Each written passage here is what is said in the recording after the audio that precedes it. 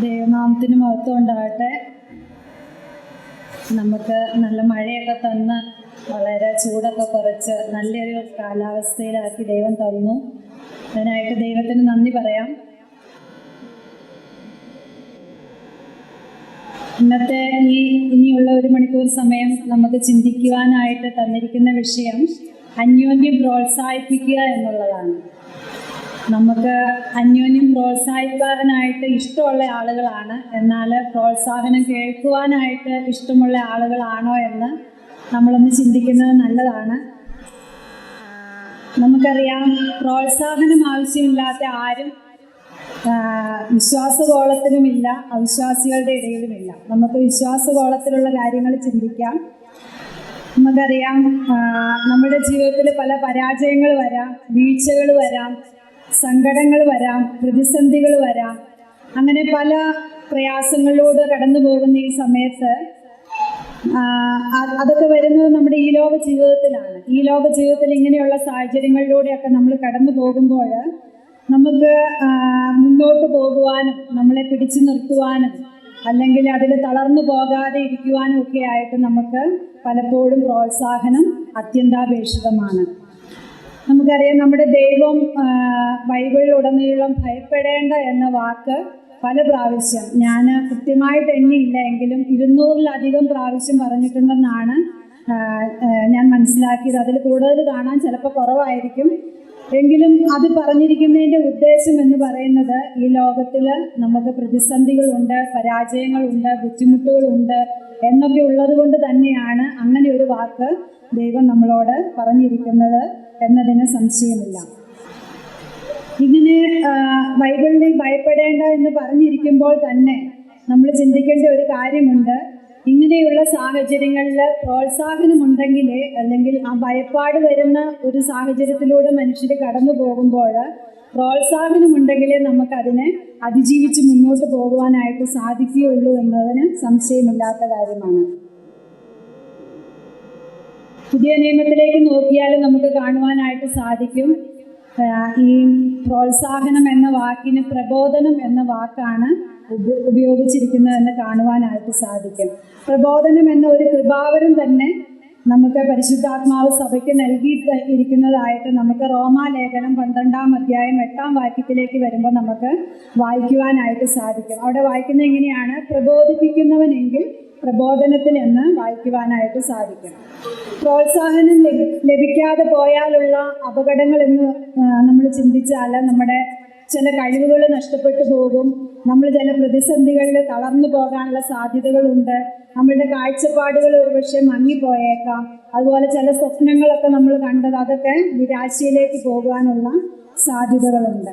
അങ്ങനെ നാം നിരാശയിലേക്കും അതുപോലെ ആത്മനിന്ദയിലേക്കും ഒന്നും വഴുതി പോകാതിരിക്കുവാനാണ് നമുക്ക് പ്രോത്സാഹനം അല്ലെങ്കിൽ പ്രബോധനം ആവശ്യമാണ് എന്ന് ദൈവവചനത്തിൽ പറഞ്ഞിരിക്കുന്നത് എന്ന് നമുക്ക് മനസ്സിലാക്കാം.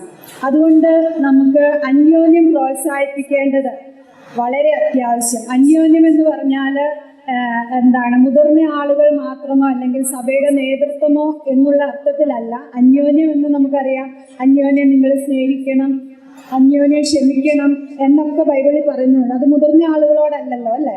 നമ്മളോട് എല്ലാവരോടും പരസ്പരം ചെയ്യുവാനായിട്ട് പറഞ്ഞിരിക്കുന്ന ഒരു കാര്യമാണ് എന്ന് നമുക്ക് ചിന്തിക്കുവാൻ സാധിക്കും. നമുക്ക് എന്താണ് പ്രോത്സാഹനം എന്ന് ചിന്തിക്കുന്നത് നല്ലതാണ്. ഞാൻ ഒരു ഇത് വായിച്ചു കേൾപ്പിക്കാം. വെറും പൊള്ളയായ മുഖസ്തുതികളും സ്തുതിപാടലുകളും അല്ല പ്രോത്സാഹനം. ആത്മാർത്ഥവും പ്രായോഗികവുമായിട്ടുള്ള പ്രബോധനം അല്ലെങ്കിൽ ഉത്സാഹം നൽകുന്ന കാര്യങ്ങളായിരിക്കണം നമ്മൾ പ്രോത്സാഹനത്തിന് വേണ്ടി ചെയ്യേണ്ടത്. അപ്പം നമ്മൾ പലപ്പോഴും പ്രോത്സാഹനം ചെയ്യുന്നത് എന്ന് പറഞ്ഞാൽ നമ്മൾ കേൾക്കുന്ന കാര്യം, കുഴപ്പമില്ല സോറി, അത് അങ്ങനെ പോയി, അങ്ങനെയല്ല. അവർക്ക് ഉപകാരമായി വരുന്ന കാര്യങ്ങളിലായിരിക്കണം നമ്മൾ പ്രോത്സാഹിപ്പിക്കേണ്ടത് എന്ന് ആണ് പറയുന്നത്. ബൈബിളിൽ ഞാൻ പറഞ്ഞല്ലോ, പ്രബോധനം എന്ന വാക്കാണ് ഉപയോഗിച്ചിരിക്കുന്നത്, പ്രോത്സാഹനം എന്ന വാക്ക് അല്ല ഉപയോഗിച്ചിരിക്കുന്നത്. ഇതിനായിട്ട് ഉപയോഗിച്ചിരിക്കുന്ന ഗ്രീക്ക് പദം പാരാക്ലീസിസ് എന്നുള്ള ഗ്രീക്ക് പദമാണ് ഉപയോഗിച്ചിരിക്കുന്നത്. അതിൻ്റെ അർത്ഥം എന്ന് പറഞ്ഞാൽ calling of someone along to help or encourage എന്നുള്ള അർത്ഥമാണ്. എന്ന് പറഞ്ഞാൽ എന്താണ്? നമ്മൾ പല ക്ലാസ്സുകളിലും സൗരന്മാർ പറഞ്ഞു കേട്ടിട്ടുണ്ട്, അരികിൽ വിളിച്ച് ആശ്വസിപ്പിക്കുക അല്ലെങ്കിൽ പ്രോത്സാഹിപ്പിക്കുക എന്നതാണ് അതിൻ്റെ അർത്ഥം. ഈ ഗ്രീക്ക് പദത്തിൻ്റെ മറ്റൊരു രൂപം ആയിട്ടുള്ള പാരാക്ലീറ്റെ എന്നുള്ള ഒരു പദവും കൂടെ ബൈബിളിൽ ഉപയോഗിച്ചിട്ടുണ്ട്. അത് നമ്മുടെ പരിശുദ്ധാത്മാവിനെ കുറിക്കാനായിട്ട് ഉപയോഗിച്ചിരിക്കുന്ന പദമാണ്. യോഹന്നാൻ 14:16 ഇങ്ങനെ പറയുന്നുണ്ട്, സത്യത്തിൻ്റെ ആത്മാവ് എന്ന മറ്റൊരു കാര്യസ്ഥന്.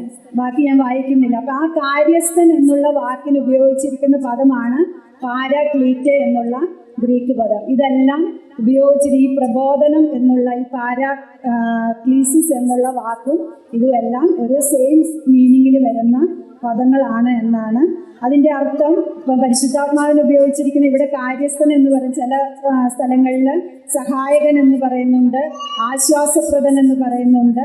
അങ്ങനെയുള്ള വാക്കുകളെല്ലാം ഈ സെയിം വേർഡാണ് ഉപയോഗിച്ചിരിക്കുന്നത് എന്ന് കാണുവാനായിട്ട് സാധിക്കും.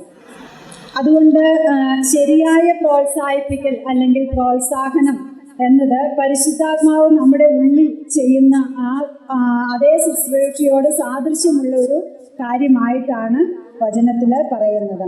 അതിൻ്റെ പരിശുദ്ധാത്മാവ് എന്താണ് ചെയ്യുന്നത്?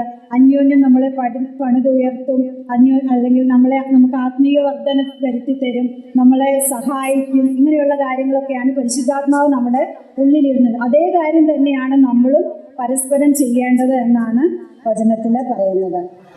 പിന്നെ എന്തിനാണ് നിങ്ങൾ പരസ്പരം പ്രോത്സാഹിപ്പിക്കേണ്ടത് എന്ന് ചോദിച്ചാൽ അതൊരു കൽപ്പനയാണ്. നമുക്ക് ഈ പ്രോത്സാഹിപ്പിക്കണം എന്ന് അല്ലെങ്കിൽ പ്രബോധിപ്പിക്കണം എന്നുള്ള വാക്യങ്ങൾ വായിച്ചാൽ നമുക്കറിയാം അതൊരു കൽപ്പനാ രൂപത്തിലാണ് പറയുന്നത്. അപ്പോൾ കർത്താവ് നമ്മളോട് പറഞ്ഞിരിക്കുന്ന ഒരു കൽപ്പനയാണ് എന്ത്? അന്യോന്യം പ്രോത്സാഹിപ്പിക്കുക എന്നുള്ളത്. അല്ലെങ്കിൽ ആരെങ്കിലും ഇഷ്ടമുള്ളവർ ചെയ്യട്ടെ അല്ലെങ്കിൽ അതിന് കൃപാവരങ്ങളുള്ളവർ ചെയ്യട്ടെ എന്നുള്ള അർത്ഥത്തിലല്ല, എല്ലാവരും അന്യോന്യം ചെയ്യണം എന്ന് വ്യക്തമായിട്ട് പറഞ്ഞിരിക്കുന്ന ഒരു കൽപ്പനയാണ്. നമുക്ക് ആ വാക്യങ്ങളൊന്ന് ശ്രദ്ധിക്കുന്നത് നല്ലതാണ്. എബ്രായ ലേഖനം 3:13 അതിങ്ങനെയാണ് പറയുന്നത്, നിങ്ങളാരും പാപത്തിൻ്റെ ചതിയാൽ കഠിനപ്പെടാതിരിക്കേണ്ടതിന് ഇന്ന് എന്ന് പറയുന്നിടത്തോളം നാൾതോറും അന്യോന്യം പ്രബോധിപ്പിച്ചു കൊള്ളുവിൻ. അപ്പം അന്യോന്യം പ്രബോധിപ്പിച്ച് കൊള്ളുവിൻ എന്നാണ് പറയുന്നത്. അവിടെ ഒരു കൽപ്പനാ രൂപമാണ് അതിനകത്ത്. എന്തിനാണ് അന്യോന്യം പ്രബോധിപ്പിക്കാൻ പറയുന്നത്? പാപത്തിൻ്റെ ചതിയിൽ കഠിനപ്പെടാതിരിക്കേണ്ട. അപ്പോൾ ഒരു വലിയ കാര്യമാണല്ലേ, ആ വലിയ കാര്യത്തിൽ നിങ്ങൾ ഉൾപ്പെട്ടു പോകാതിരിക്കേണ്ടതിന് എന്ത് ചെയ്യണം? നിങ്ങൾ അന്യോന്യം പ്രബോധിപ്പിക്കണം. 1 തെസ്സലോനിക്കർ 5 അതിൻ്റെ 11 ഇങ്ങനെയാണ്, ആകയാൽ നിങ്ങൾ ചെയ്തു വരുന്നത് പോലെ അന്യോന്യം പ്രബോധിപ്പിച്ചും തമ്മിൽ ആത്മീയ വർധന വരുത്തിയും പോരുവിൻ. അപ്പം അവിടെയും പറയുന്നത് എന്താണ്? നിങ്ങൾ അന്യോന്യം പ്രബോധിപ്പിച്ച്. അത് നമ്മൾ തീർച്ചയായിട്ടും ചെയ്യേണ്ട ഒരു കാര്യമാണ്. എന്താണ് അവിടെ? ആത്മീയമായിട്ടുള്ള ഒരു ഉറക്കത്തെക്കുറിച്ച് പറഞ്ഞു വന്നിട്ടാണ് അപ്പോസ്തലൻ പറയുന്നത് എന്താണ്? നിങ്ങൾ അന്യോന്യം പ്രബോധിക്കുക. അപ്പോൾ അതൊരു വലിയ ഒരു നിരുത്സാഹത്തിൻ്റെ അവസ്ഥയിലേക്ക് പോകാതെ നിങ്ങൾ എന്ത് ചെയ്യണം? പ്രബോധിപ്പിച്ച് നിങ്ങൾ അവരെ നിർത്തണം എന്നാണ് പറയുന്നത്. 1 തെസ്സലോനിക്കർ അതിൻ്റെ 4:18 ഇങ്ങനെയാണ്, ഈ വചനങ്ങളെ കൊണ്ട് അന്യോന്യം ആശ്വസിപ്പിച്ചുകൊള്ളും. അതും ഈ പ്രബോധനം എന്നുള്ള അതേ വാക്ക് തന്നെയാണ് അവിടെ ഉപയോഗിച്ചിരിക്കുന്നത്. കർത്താവിൻ്റെ വരവിനെ കുറിച്ച് പറഞ്ഞു വന്നിട്ട് പറയുകയാണ് നിങ്ങൾ എന്ത് ചെയ്യണം? അന്യോന്യം പ്രബോധിപ്പിക്കണമെന്ന് അവിടെയും പറയുന്നത് നമുക്ക് കാണുവാനായിട്ട് സാധിക്കും. പിന്നെ ചില ആളുകൾ ഇങ്ങനെ പറയാറുണ്ട്, പ്രബോധനം എന്നുള്ളത് ഒരു വരമാണ്, അതുകൊണ്ട് എന്ത് ചെയ്യണം? പ്രബോധന വരമുള്ളവർ മാത്രം പ്രബോധിപ്പിച്ചാൽ മതി അല്ലെങ്കിൽ പ്രോത്സാഹിപ്പിച്ചാൽ മതി എന്ന് പറയാറുണ്ട്. എന്നാൽ അങ്ങനെയല്ല കർത്താവ് പറഞ്ഞിരിക്കുന്നത്. നിങ്ങൾ അന്യോന്യം എന്ന് പറഞ്ഞാൽ അങ്ങനെ ഒരു വരമുള്ളവർ മാത്രം ചെയ്യാനായിരുന്നെങ്കിൽ എന്ത് പറയണ്ടായിരുന്നു? അന്യോന്യം എന്ന് പറയേണ്ട ആവശ്യം. അപ്പം ഒരു കൃപാവരമുള്ള അല്ലെങ്കിൽ പ്രബോധനപരമുള്ള വ്യക്തികൾ മാത്രമല്ല, എല്ലാവരും തമ്മിൽ പ്രബോധിപ്പിക്കണം എന്നുള്ളത് കർത്താവിൻ്റെ ഒരു കൽപ്പനയാണ്. അതുകൊണ്ട് നാം അത് ചെയ്യണം എന്നുള്ളതാണ് നമ്മൾ വചനത്തിൽ നിന്ന് കാണുവാനായിട്ട് സാധിക്കുന്നത്. ഞാൻ ആദ്യം തുടക്കത്തിൽ പറഞ്ഞു, നമുക്ക് പ്രബോധിപ്പിക്കുവാനായിട്ട് ഇഷ്ടമുള്ള ആളുകളാണല്ലേ. പൊതുവെ മനുഷ്യർ അങ്ങനെയാണ്. നമുക്ക് മറ്റുള്ളവരെ അങ്ങനെ പഠിപ്പിക്കാനും അല്ലെങ്കിൽ അവരെ ഉത്സാഹിപ്പിക്കാനും ഒക്കെ വളരെ ഇഷ്ടമുള്ള ആളുകളാണ്. ഓക്കെ, അത് ശരിയാണ്, നല്ല കാര്യമാണ്. അപ്പോൾ എന്ത് ചെയ്യണം? പ്രബോധിപ്പിക്കാൻ ഇഷ്ടമുള്ള ആളുകൾ, പ്രബോധനം സ്വീകരിക്കുന്ന ആളുകളുടെ ആ വിഷമങ്ങൾ എന്ത് കാര്യത്തിനാണോ അവർക്ക് പ്രോത്സാഹനം ആവശ്യമായിരിക്കുന്നത്, അല്ലെ പ്രബോധനം ആവശ്യമായിരിക്കുന്നത്, ആ കാര്യങ്ങളെ നമ്മൾ ഇരുന്ന് കേൾക്കണം അല്ലേ. കേൾക്കുന്നതിന് മുമ്പ് പ്രബോധനം തുടങ്ങരുത്, പ്രോത്സാഹനം തുടങ്ങരുത്. അവരെ ശരിക്കും കേട്ടതിന് ശേഷം, അങ്ങനെയല്ലേ യാക്കോബിന്റെ ലേഖനത്തിൽ പറയുന്നത്, ഏത് മനുഷ്യനും കേൾപ്പാൻ വേഗതയും പറവാൻ താമസം. അപ്പോൾ അവർക്ക് പറയാനുള്ളത് നമ്മൾ കേട്ടിട്ട് വേണം എന്ത് ചെയ്യാനായിട്ട്, നമുക്ക് അവരെ പ്രബോധിപ്പിക്കാനും അതുപോലെ ഉത്സാഹിപ്പാനും ആയിട്ട് ചെയ്യേണ്ടത്. അതുപോലെ കേൾക്കുന്ന ആളുകൾ എന്ത് ചെയ്യണം?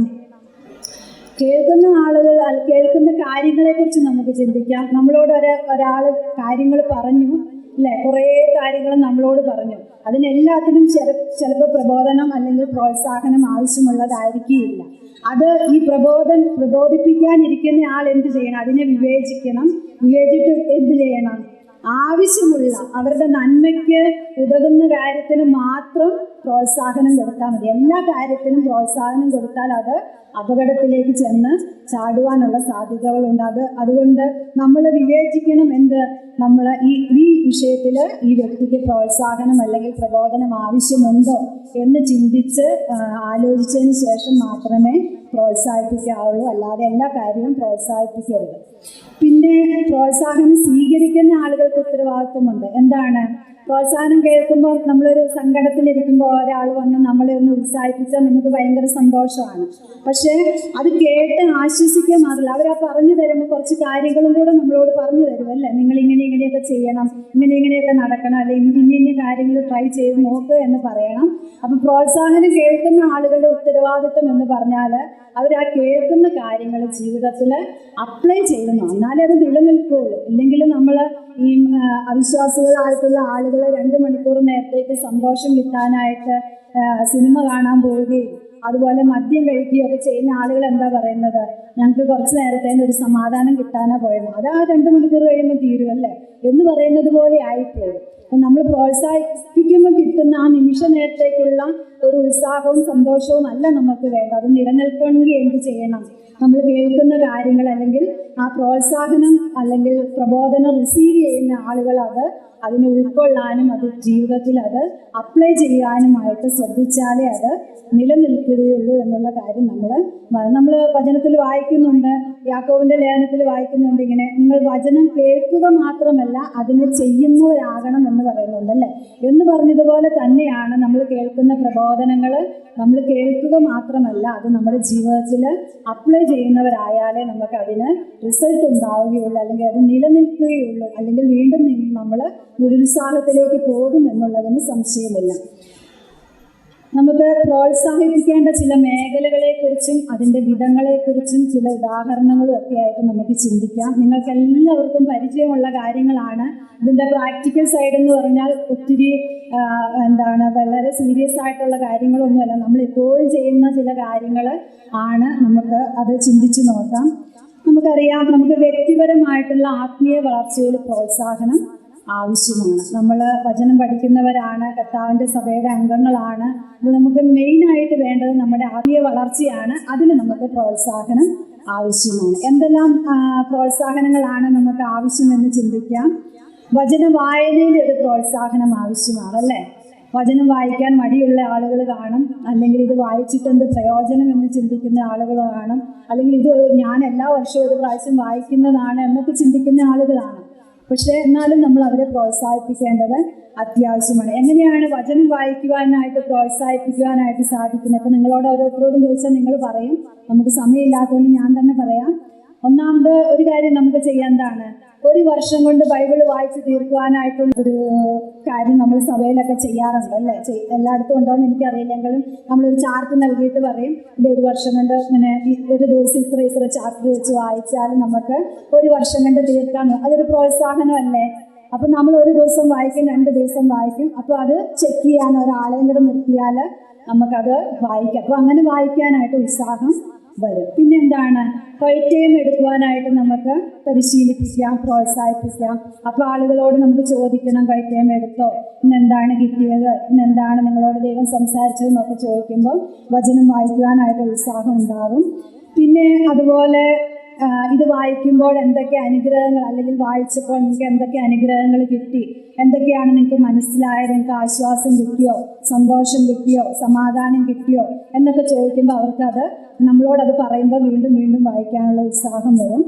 അതുപോലെ ചില ക്വിസ് പ്രോഗ്രാംസ്, ഇപ്പോൾ ക്വിസ് നടത്തിയില്ലേ, ഞാൻ എഴുതിയില്ല സോറി, എന്നാലും ക്വിസ് നടത്തിയപ്പോൾ നമുക്ക് വായിക്കാൻ ഉത്സാഹം വന്നില്ലേ, 2 പത്രോസ് എല്ലാവരും വായിച്ചു, അപ്പോൾ അത് ഉത്സാഹം വരും. അതുപോലെ നമുക്കറിയാം വചനത്തിലൂടെ ദൈവത്തിന് നമ്മളോട് പറയാനുള്ള കാര്യങ്ങളാണ് പറയുന്നത്. അപ്പോൾ പുതിയതായിട്ട് വരുന്ന ആളുകളോടൊക്കെ നമ്മൾ പറയണം, കർത്താവിന് നമ്മളോട് പറയാനുള്ള കാര്യങ്ങൾ വചനത്തിലൂടെയാണ് പറയുന്നത്, അപ്പോൾ അത് വായിച്ചാലല്ലേ നമുക്കറിയുള്ളൂ എന്നൊക്കെ ചോദിച്ച് അവരെ പ്രോത്സാഹിപ്പിച്ച് കഴിയുമ്പോൾ അവരെന്ത് ചെയ്യും, വചനം വായിക്കുവാനായിട്ട് തീരുമാനമെടുക്കുക. അങ്ങനെ വചനം വായിക്കുന്നതിൽ നമുക്ക് അവരെ പ്രോത്സാഹിപ്പിക്കുവാനായിട്ട് സാധിക്കും. രണ്ടാമത് ചെയ്യേണ്ട കാര്യം, ആത്മീയ വളർച്ചയ്ക്ക് ചെയ്യാൻ പറ്റുന്ന കാര്യം, വാക്യങ്ങൾ കാണാതെ പഠിക്കുവാനായിട്ട് നമുക്ക് അവരെ പ്രോത്സാഹിപ്പിക്കുവാനായിട്ട് സാധിക്കും. എന്തെല്ലാം ചെയ്യാൻ പറ്റും? ഇമ്പോർട്ടൻ്റ് ആയിട്ടുള്ള വാക്യങ്ങൾ, എല്ലാ വാക്യങ്ങളും ഇമ്പോർട്ടൻ്റ് ആണ്, എങ്കിലും നമ്മൾ രക്ഷയെക്കുറിച്ചുള്ള അല്ലെങ്കിൽ സ്നാനം, നമ്മൾ സുവിശേഷം പറയാൻ പോകുമ്പോൾ ആവശ്യമുള്ളത്, അല്ലെങ്കിൽ ഉപദേശ വിഷയങ്ങളിൽ ചില ഇമ്പോർട്ടൻ്റ് വാക്യങ്ങളൊക്കെ അതൊക്കെ കാണാതെ പഠിക്കാനായിട്ട് നമുക്ക് ഉത്സാഹിപ്പിക്കാനായിട്ട് സാധിക്കും. അതുപോലെ ചില അധ്യായങ്ങൾ, ചില പുസ്തകങ്ങളൊക്കെ ഇപ്പം സൗര്യമാരുടെ മീറ്റിങ്ങിനൊക്കെ എല്ലാ സഭകളിലും ചെയ്യുന്ന കാര്യങ്ങൾ തന്നെയാണല്ലോ. ചില പുസ്തകങ്ങൾ സെലക്ട് ചെയ്തിട്ട് അത് പഠിക്കാനായിട്ട് നമുക്ക് ഉത്സാഹിപ്പിക്കാനായിട്ട് സാധിക്കും. അത് പരസ്പരം പറഞ്ഞു കേൾപ്പിക്കാൻ പറയണം, പറഞ്ഞു കേൾപ്പിക്കുന്നുണ്ടോ എന്ന് ചെക്ക് ചെയ്യണം. പിന്നെ എന്താണ്, ആദ്യം പറഞ്ഞു കേൾപ്പിക്കുന്ന ആൾക്കൊരു സമ്മാനമൊക്കെ കൊടുക്കണം.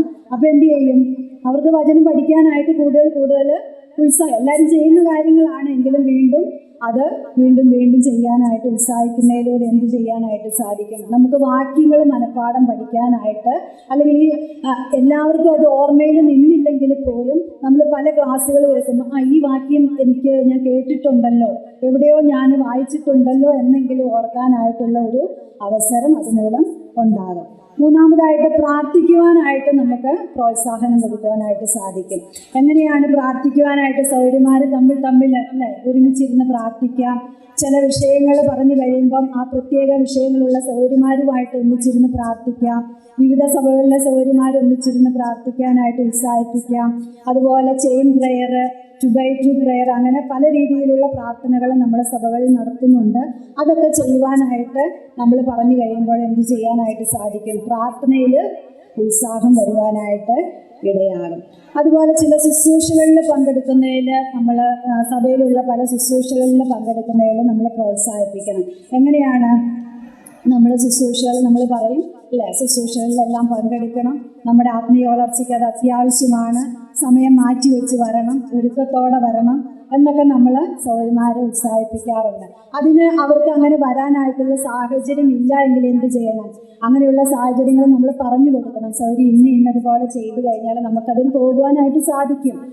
ഇപ്പോൾ ചിലർ പറയും പിള്ളേർക്ക് പരീക്ഷയാണെന്ന് പറയും, പരീക്ഷയ്ക്കുള്ളത് ആ 1 മണിക്കൂർ നേരത്തെ മാറ്റി വെച്ചിട്ട് എന്ത് ചെയ്യണം, ബാക്കിയുള്ള സമയം പിള്ളേരെ പഠിക്കാൻ അനുവദിച്ചിട്ട് ആ 1 മണിക്കൂർ വരണം. അങ്ങനെ ചിലർക്കൊന്നും അത് അറിയില്ലാത്ത ആളുകൾ ഒത്തിരി ഉണ്ട് കേട്ടോ. നമ്മൾ വിചാരിക്കും എല്ലാവർക്കും ഇത് അറിയുന്നതല്ലേ എന്ന് വിചാരിക്കും, പക്ഷെ ഇങ്ങനെ അറിയില്ലാത്ത ഒരുപാട് ആളുകൾ ഉണ്ട്. അപ്പം നമ്മളത് പറഞ്ഞു കൊടുത്ത് അവരെ സഭയുടെ ശുശ്രൂഷകൾക്കെല്ലാം പങ്കെടുക്കുവാനായിട്ട്, ഇപ്പോൾ ഈ ക്യാമ്പിന് വരാൻ തന്നെ നമ്മൾ എത്ര സൗകര്യമാരെ എത്ര പ്രാവശ്യം പറഞ്ഞ് ഉത്സാഹിപ്പിച്ചിട്ടല്ലേ വന്നത്. അപ്പോൾ അതൊക്കെ ഒരു പ്രോത്സാഹനമാണ്. അങ്ങനെയൊക്കെ ചെയ്താലേ ആളുകൾ മുന്നോട്ട് വരികയുള്ളൂ. അടുത്തതായിട്ട് പിന്നെ എന്ത് ചെയ്യാനായിട്ട് സാധിക്കും, ബൈബിൾ സംബന്ധമായിട്ടുള്ള പുസ്തകങ്ങൾ വായിക്കുവാനായിട്ട് നമുക്ക് പ്രോത്സാഹിപ്പിക്കാം അല്ലേ. നല്ല നല്ല പുസ്തകങ്ങൾ ആദ്യം നമ്മൾ വായിക്കണം, അത് കഴിഞ്ഞിട്ട് നമ്മൾ പറയണം എന്ത് ചെയ്യണം, സോറി ഇന്ന പുസ്തകങ്ങളുണ്ട്, അത് നല്ല പുസ്തകങ്ങളാണ്. ഇപ്പോൾ ഇംഗ്ലീഷ് അറിയാവുന്നവർക്ക് ഇംഗ്ലീഷ്, മലയാളം അറിയാവുന്നവർക്ക് മലയാളം, ആ പുസ്തകങ്ങൾ റെഫർ ചെയ്ത് കൊടുക്കണം. അല്ല നമ്മുടെ കയ്യിലുണ്ടെങ്കിൽ അത് കൊടുക്കണം, ഇത് വായിച്ച് തീർത്തിട്ട് തരണം. എന്നിട്ട് അതിലുള്ളതൊക്കെ ഒന്ന് എങ്ങനെയാണ് നിങ്ങൾക്ക് മനസ്സിലായോ എന്നൊക്കെ ചോദിക്കുന്നതിലൂടെ എന്ത് ചെയ്യാനായിട്ട് സാധിക്കും, മറ്റ് പുസ്തകങ്ങളൊക്കെ വായിക്കാനായിട്ട് സാധിക്കും. അപ്പം ഇങ്ങനെയുള്ള കാര്യങ്ങളൊക്കെ നമ്മൾ നമ്മുടെ ഡെയിലി ബേസിസിൽ ചെയ്തു കഴിഞ്ഞാൽ നമുക്ക് എന്ത് ചെയ്യാനായിട്ട് സാധിക്കും, നമ്മൾ ആത്മീയമായിട്ടൊരു നല്ല നിലയിലേക്ക് വളരുമെന്നതിന് സംശയമില്ല. രണ്ടാമതായിട്ട്, ആദ്യം നമ്മൾ ആത്മീയ തലത്തിൽ വളർന്നതിനെ കുറിച്ച് ചിന്തിച്ചു. രണ്ടാമതായിട്ട് നമുക്ക് ശുശ്രൂഷാ തലത്തിൽ എങ്ങനെ വളരുവാനായിട്ട് അല്ലെങ്കിൽ പ്രോത്സാഹിപ്പിക്കുവാനായിട്ട് സാധിക്കുമെന്ന് ചിന്തിക്കാം. ശുശ്രൂഷാ തലത്തിൽ ഒന്നാമതായിട്ട് നമ്മൾ എന്ത് ചെയ്യണം, നമ്മുടെ കൃപാവരങ്ങളെ കണ്ടെത്തുവാനും അതുപോലെ മറ്റുള്ളവരുടെ കൃപാവരങ്ങളെ കണ്ടെത്തി കൊടുക്കുവാനുമുള്ള ഒരു ഉത്സാഹം നമ്മൾ കാണിച്ചാൽ നമുക്ക് ശുശ്രൂഷ തലത്തിൽ വളരുവാനായിട്ട് സാധിക്കും. എന്താണ് കൃപാവരമെന്നും അത് കണ്ടെത്തി അത് പ്രയോഗിക്കുന്നതിൻ്റെ ഗുണം എന്താണെന്നും നമ്മൾ മറ്റുള്ളവരെ പഠിപ്പിക്കുകയും അത് ചെയ്യണമെന്ന് പ്രോത്സാഹിപ്പിക്കുകയും ചെയ്യുന്നത് അവർക്ക് ഒരു ഉത്സാഹത്തിന് കാരണമാകും. അത് കഴിഞ്ഞതിന് ശേഷം ചെറിയ ചെറിയ ശുശ്രൂഷകൾ അവരെ ഏൽപ്പിക്കുക. നമുക്കറിയാം സഹോദരിമാരുടെ മീറ്റിംഗ് ഉണ്ട്, സൺഡേ സ്കൂളുകളുണ്ട്, ഇങ്ങനെയുള്ള കാര്യങ്ങളിൽ ചെറിയ ചെറിയ ശുശ്രൂഷകൾ ഏൽപ്പിക്കുക. അപ്പോൾ അതവർ ചെയ്യുമ്പോൾ അത് നന്നായെങ്കിൽ നന്നായെന്ന് പറയുക, തിരുത്തേണ്ട കാര്യങ്ങൾ തിരുത്താനായിട്ട് നമ്മളെ സഹായിക്കും. ഇതൊക്കെ ചെയ്യുമ്പോൾ എന്ത് സാധിക്കും? അവർ ആ രീതിയിൽ ശുശ്രൂഷാ തലത്തിൽ അവർ വളരുവാനായിട്ട് ശ്രദ്ധിക്കും. പിന്നെ കഷ്ടതയിലും പ്രയാസത്തിലും ഇരിക്കുന്ന ആളുകളെ കാണുവാനായിട്ട് അതൊരു ശുശ്രൂഷയല്ലേ. നമ്മുടെ സഭയിൽ അനേക ആളുകളുണ്ട്, വിധവമാരുണ്ട്, അനാഥരുണ്ട്, പ്രയാസത്തിലിരിക്കുന്നവരുണ്ട്, ഉള്ളവരുണ്ട്, അതുപോലെ പിന്നെ ചില മരണങ്ങൾ സംഭവിച്ചവരുണ്ട്. അങ്ങനെ പല രീതിയിലുള്ള ബുദ്ധിമുട്ടുകളാണല്ലോ, ഓരോരുത്തർക്കും ഓരോ രീതിയിലാണ്. അപ്പോൾ അവരെ കാണുവാനും നമ്മൾ പോയി കാണുന്നത് മാത്രമല്ല, നമ്മുടെ സഭയിലുള്ള ആളുകളോട് പറയണം, നിങ്ങൾ അവരെ പോയി കാണണം, അല്ലെങ്കിൽ നിങ്ങൾ അവരെ പറ്റുന്ന പോലെ ഹെൽപ്പ് ചെയ്യണം, അവർക്ക് ആവശ്യമായിട്ടുള്ള ഞങ്ങൾ പ്രാർത്ഥിക്കുന്നുണ്ട്. ഇപ്പം ഞങ്ങൾ താമസിക്കുന്ന ആലപ്പുഴയിലാണ്. ആലപ്പുഴയിൽ ഒരു സിസ്റ്റം ഉണ്ട്, എല്ലായിടത്തും ഉള്ളതാണെന്ന് എനിക്ക് ശരിക്കും അറിയില്ലെങ്കിലും ആലപ്പുഴയിലെ സിസ്റ്റം അനുസരിച്ച് ഇപ്പോൾ രോഗികളെ കാണാൻ പോയാൽ എന്തെങ്കിലും കൊടുക്കണം, കല്യാണത്തിന് പോയാൽ എന്തെങ്കിലും കൊടുക്കണം, പിറകേറിക്കൂടലും അങ്ങനെ ഒരു സിസ്റ്റം അവിടെയുണ്ട്. അത് ആലപ്പുഴ, കൊല്ലം, തിരുവനന്തപുരം ആ ദേശത്തേക്കുള്ള ഒരു സിസ്റ്റമാണ്. പക്ഷെ ഇച്ചിരി മൂവാറ്റുപുഴ അങ്ങനെ ആ സൈഡിലേക്കൊന്നും അത്രയും നിർബന്ധങ്ങളില്ല. അപ്പോൾ ആളുകൾക്ക് പൊതുവെ കാണാൻ പോകാൻ മടിയാണ്. ഇപ്പോൾ ഒരു രോഗിയായി കിടന്നവരെ ഇന്നയാളെ കാണാൻ പോകണമെന്ന് പറഞ്ഞ ആളുകൾ പറയുന്നത് എന്താണെന്നറിയോ? എന്തേലും കൊടുക്കണ്ടേ, ഞങ്ങളുടെ കയ്യിലൊന്നുമില്ല. നിങ്ങളൊന്നും കൊടുക്കണ്ടെന്നേ, വീട്ടിലിരിക്കും നമ്മൾ വെക്കുന്ന ചോറ് കൂട്ട് ഇച്ചിരി ഒരു പാത്രത്തിലേക്ക് ഇട്ട് കൊണ്ടുപോയാൽ മതി. അതവർക്ക് സന്തോഷമാണ് അല്ലേ? ആശുപത്രി കിടക്കുന്നവർ എന്നും ക്യാൻറ്റീനിൽ നിന്നും ഒക്കെ കഴിക്കുന്ന ആളുകൾക്ക് നമ്മുടെ വീട്ടിൽ ഒരു നേരത്തെ ഭക്ഷണം കൊടുത്താൽ അത് ഉത്സാഹം. അങ്ങനെ കഷ്ടതയിലും പ്രയാസത്തിലും ചിലർ വീട്ടിലായിരിക്കും, അവരെ വിളിച്ച് നമുക്ക് പോകാൻ പറ്റിയില്ലെങ്കിൽ ഒരു മെസ്സേജ് അയക്കുക, സോറി ഞങ്ങൾ പ്രാർത്ഥിക്കുന്നുണ്ട്, അല്ലെങ്കിൽ ഞങ്ങൾ സഭയായിട്ട് പ്രാർത്ഥിക്കുന്നുണ്ട് എന്നൊക്കെ പറയുമ്പോൾ അത് അവർക്കൊരു വലിയ ബലവും. അപ്പോൾ അങ്ങനെ നമ്മൾ പോയാൽ മാത്രം പോരാ, നമ്മുടെ സഭയിലുള്ള ആളുകളെ അങ്ങനെ പോകുവാനായിട്ട് ഉത്സാഹിപ്പിക്കണം, അവരെ പറഞ്ഞു വിടണം, നിങ്ങൾ പോകണം, പോയേ പറ്റുള്ളൂ, അതാണ് നമ്മൾ ചെയ്യേണ്ട കാര്യങ്ങളെന്ന് പറഞ്ഞു. അപ്പം അങ്ങനെ ആ ശുശ്രൂഷകളിൽ നമുക്ക് അവരെ വളർത്തിയെടുക്കുവാനായിട്ട് സാധിക്കും. പിന്നെ നമുക്ക് സഭയുടെ നടത്തിപ്പിന് ആവശ്യമായിരിക്കുന്ന കാര്യങ്ങൾ ചെയ്യുവാനായിട്ട് പ്രോത്സാഹിപ്പിക്കുക. ഒരു സഭ എന്ന് പറയുന്നത് നമുക്കറിയാം ഒരുപാട് ഉത്തരവാദിത്തങ്ങളുള്ള ഒരു മേഖലയാണ് അല്ലേ. ഭൗതികമായിട്ട് ധാരാളം സേവനങ്ങൾ വേണ്ട ഒരു മേഖലയാണ് നമ്മുടെ സഭ എന്ന് പറയുന്നത്. അപ്പോൾ ഈ സഭയിൽ ശുശ്രൂഷകൾ ചെയ്യുവാനായിട്ട് നമ്മളെ പ്രോത്സാഹിപ്പിക്കേണ്ടത് ആവശ്യമാണ്. എന്നും ശുശ്രൂഷ ചെയ്യുന്ന ആളുകൾ തന്നെ അതെല്ലാം ചെയ്തുകൊണ്ടിരുന്നാൽ മറ്റുള്ളവരെങ്ങനെ പഠിക്കും? അപ്പോൾ ഈ ശുശ്രൂഷയിലിരിക്കുന്ന ആളുകൾക്ക് വേറെ ഒരു സ്ഥലത്തേക്ക് മൂവ് ചെയ്യേണ്ടി വന്നാൽ പിന്നെ കരച്ചിലായി, ബഹളമായി, സങ്കടമായി, അയ്യോ ഞങ്ങൾക്കൊന്നും അറിയില്ലേ എന്ന് പറയാനായിട്ട് ഇടവരുത്തരുത്. അപ്പോൾ നമ്മൾ എന്ത് ചെയ്യണം? നമ്മൾ ആ ശുശ്രൂഷകൾ അങ്ങ് ഷെയർ ചെയ്ത് കൊടുക്കണം. എല്ലാവരും ചെയ്യണം, എല്ലാവർക്കും അതിനുള്ള ഉത്തരവാദിത്വമുണ്ട്. സഭയെക്കുറിച്ച് പറയുന്നത് കർത്താവിൻ്റെ ശരീരമാണ്. വിശ്വാസികൾ എന്താണ്? ആ ശരീരത്തിൻ്റെ അവയവങ്ങളാണ്. അപ്പോൾ ആ ശരീരത്തെ നടത്തുവാനുള്ള ഉത്തരവാദിത്വം ആ അവയവങ്ങൾക്കെല്ലാം ഉണ്ടല്ലേ. അപ്പോൾ എല്ലാവർക്കും അത് നമ്മൾ ഡിവൈഡ് ചെയ്ത് നമ്മുടെ സഭയിലുള്ള നേതൃത്വത്തിലിരിക്കുന്ന സഹോദരിമാരത് ഡിവൈഡ് ചെയ്ത് കൊടുക്കണം. എന്തൊക്കെ ചെയ്യാൻ പറ്റും? ഭക്ഷണ ക്രമീകരണങ്ങൾ ചെയ്യാം, ഹോൾ അറേഞ്ച്മെൻറ്റ് ചെയ്യാം, ചർച്ച് ക്ലീനിങ് ചെയ്യാം അല്ലേ. ഞാൻ ഇതിൻ്റെ ഇടയ്ക്ക് ഒരു ഉദാഹരണം പറഞ്ഞോട്ടെ. എനിക്ക് സങ്കടമുള്ള ഒരു കാര്യമായതുകൊണ്ട് ചില സഭകളിലൊക്കെ ചെന്നാൽ നമുക്ക് ഒന്നുകിൽ ചുക്കിലി തലയിൽ മുട്ടും, അല്ലെങ്കിൽ പുല്ല് പകഞ്ഞു മാറ്റി വേണം അത് കയറി പോകാനായിട്ട്. സങ്കടത്തോടെ പറഞ്ഞതാണ്, ഒരു സഭയെ കുറ്റം പറഞ്ഞതല്ല, പക്ഷെ അത് നമ്മൾ ശ്രദ്ധിക്കണം. നിങ്ങൾ ശ്രദ്ധിച്ചിട്ടുണ്ടോയെന്നറിയില്ല, നമ്മൾ ഹിന്ദുക്കളുടെയൊക്കെ അമ്പലത്തിൽ ചെന്നാൽ നിങ്ങൾ ശ്രദ്ധിച്ചിട്ടുണ്ടോയെന്നറിയില്ല, അവിടെ ഒരു പുല്ല് പോയിട്ട് ഒരു കരട് പോലും ആ മുറ്റത്തുണ്ടാവില്ല. അവിടെ ഒരു അടിച്ചു തളിക്കാരി കാണാം. അവർ രാവിലെയും വൈകുന്നേരം ഉച്ചയ്ക്കെല്ലാം ഇത് ചെയ്യും. അപ്പം അവരെ നമ്മൾ പറയുന്നത് എന്താണ്? ഇത് വിളിച്ചാൽ വിളി കേൾക്കില്ലാത്ത, കേൾവിയില്ല, കാഴ്ചയില്ലാത്ത ഒരു പ്രതിമ ഇരിക്കുന്നിടത്ത് അവർ അത്രയും ചെയ്യുമെങ്കിൽ നമ്മുടെ ജീവനുള്ള സത്യദൈവം വരുന്നിടത്ത് നമ്മൾ ചെയ്യണം. അത് സങ്കടത്തിൽ പറഞ്ഞപ്പോൾ ഞാനങ്ങ് പറഞ്ഞതാണ്, അത് ചെയ്യണം. അത് ചെയ്യാത്ത ഒരുപാട് ഞാൻ നേരിട്ട് കണ്ടിട്ടുണ്ട്. അങ്ങനെ ഒരിക്കലും നമ്മൾ വരരുത്. നമുക്ക് എല്ലാവർക്കും. അപ്പോൾ നമ്മൾ ചിന്തിക്കും ശുശ്രൂഷയുടെ തലപ്പത്തിരിക്കുന്ന ആളുകളുടെ അല്ല, നമ്മളുടെ എല്ലാവരുടെയും ഉത്തരവാദിത്തമാണ് എന്ന് നമ്മൾ തന്നെ അത് ഏറ്റെടുക്കേണ്ടത്. അപ്പോൾ ഈ കാര്യങ്ങളൊക്കെ നമുക്ക് ഷെയർ ചെയ്യാം അല്ലേ. ഈ ആഴ്ച ഒരു കുടുംബം ചെയ്യട്ടെ, അടുത്ത ആഴ്ച അല്ലെങ്കിൽ ഈ മാസം ഒരു കുടുംബം ചെയ്യട്ടെ, അടുത്ത മാസം അത് ചെയ്യണം. നമ്മൾ പ്രോത്സാഹിപ്പിക്കണം. പ്രോത്സാഹിപ്പിക്കുമ്പോൾ എന്ത് സാധിക്കും? അവരത് ചെയ്യാനായിട്ട്. നമുക്കറിയാം, റോമാലേഖനം 16-ാം അധ്യായം 1-2 വാക്യങ്ങളിലേക്ക് വരുമ്പം നമുക്കറിയാം, കെൻക്രയ സഭയിലെ ശുശ്രൂഷക്കാരിയായ ഫേബയെക്കുറിച്ച് അവൾ പറയുന്നുണ്ട്. ആ 2-ാം വാക്യത്തിൻ്റെ അവസാനം ഇങ്ങനെയാണ് പറയുന്നത്: അവളും പലർക്കും വിശേഷാൽ എനിക്കും സഹായം ചെയ്തിരിക്കുന്നു. അപ്പോൾ അവൾ ആ ഫേബ എന്ന ശുശ്രൂഷക്കാരത്തി എന്നവിടെ പറഞ്ഞില്ലെങ്കിൽ അതൊരു ഔദ്യോഗിക സ്ഥാനമൊന്നുമല്ല. അതവൾ സ്വമനസ്സോടെ സന്തോഷത്തോടെ ചെയ്ത കാര്യമാണ്, അല്ലേ? അപ്പം അതുപോലെ നമ്മുടെ സഹോദരിമാരും മനസ്സോടെ ഇത് എൻ്റെ ഉത്തരവാദിത്വമാണ് എന്ന് ഓരോരുത്തരും ഏറ്റെടുത്തിട്ട് എന്ത് ചെയ്യണം? അത് ചെയ്യണം. അപ്പം നമ്മളെക്കുറിച്ചും കുറേ കാലം കഴിയുമ്പം പറയണം, ഇന്ന സഭയിൽ ഇന്ന പേരുള്ള ഒരു സഹോദരി ഉണ്ടായിരുന്നു എന്ന് പറയാനായിട്ട് നമ്മൾ അവസരം ഉണ്ടാക്കി കൊടുക്കുന്നത് നല്ലതാണ്. അപ്പം മനസ്സോടെ ചെയ്യുക എന്നുള്ളതാണ് ശുശ്രൂഷയുടെ പ്രധാന കാര്യം. അതുപോലെ മത്തായിയുടെ സുവിശേഷം 27-ാം അധ്യായം അതിൻ്റെ 55-ാം വാക്യത്തിലേക്ക് വരുമ്പോൾ ഇങ്ങനെ വായിക്കുന്നുണ്ട്: ഗലീലയിൽ നിന്ന് യേശുവിനെ ശുശ്രൂഷിച്ചുകൊണ്ട് അനുഗമിച്ച് വന്ന പല സ്ത്രീകളും. അപ്പോൾ സ്ത്രീകൾ അവിടെ യേശുവിനെ ശുശ്രൂഷയിൽ അനുഗമിച്ച് വന്നു എന്നാണ് പറയുന്നത്. അപ്പോൾ ശുശ്രൂഷ ചെയ്യുക എന്നുള്ളത് സഹോദരിമാരെക്കുറിച്ച് വചനത്തിൽ വ്യക്തമായി പറഞ്ഞിരിക്കുന്ന ഒരു കാര്യമാണ്. അതുകൊണ്ട് ആ ശുശ്രൂഷ ചെയ്യുവാനായിട്ട് നമ്മൾ എന്ത് ചെയ്യണം? സഹോദരിമാരെ സഹോദരിമാർ മാത്രമല്ല, നമ്മളുടെ വളർന്നു വരുന്ന കുഞ്ഞുങ്ങളെയൊക്കെ നമ്മൾ പ്രോത്സാഹിപ്പിക്കേണ്ടത് അത്യാവശ്യമാണ്. അപ്പോൾ അങ്ങനെ ചെയ്യുവാനായിട്ട് ദൈവം സഹായിക്കട്ടെ. മൂന്നാമതായിട്ട് നമ്മൾ ചിന്തിക്കുന്നത്, കുടുംബ ജീവിതത്തിൽ നമുക്ക് പ്രോത്സാഹനം ആവശ്യമാണ്. കുടുംബജീവിതത്തിൽ നമുക്ക് ആദ്യമായിട്ട് പ്രോത്സാഹിപ്പിക്കേണ്ടത് നമ്മുടെ ഭർത്താക്കന്മാരെയാണ്, അല്ലേ?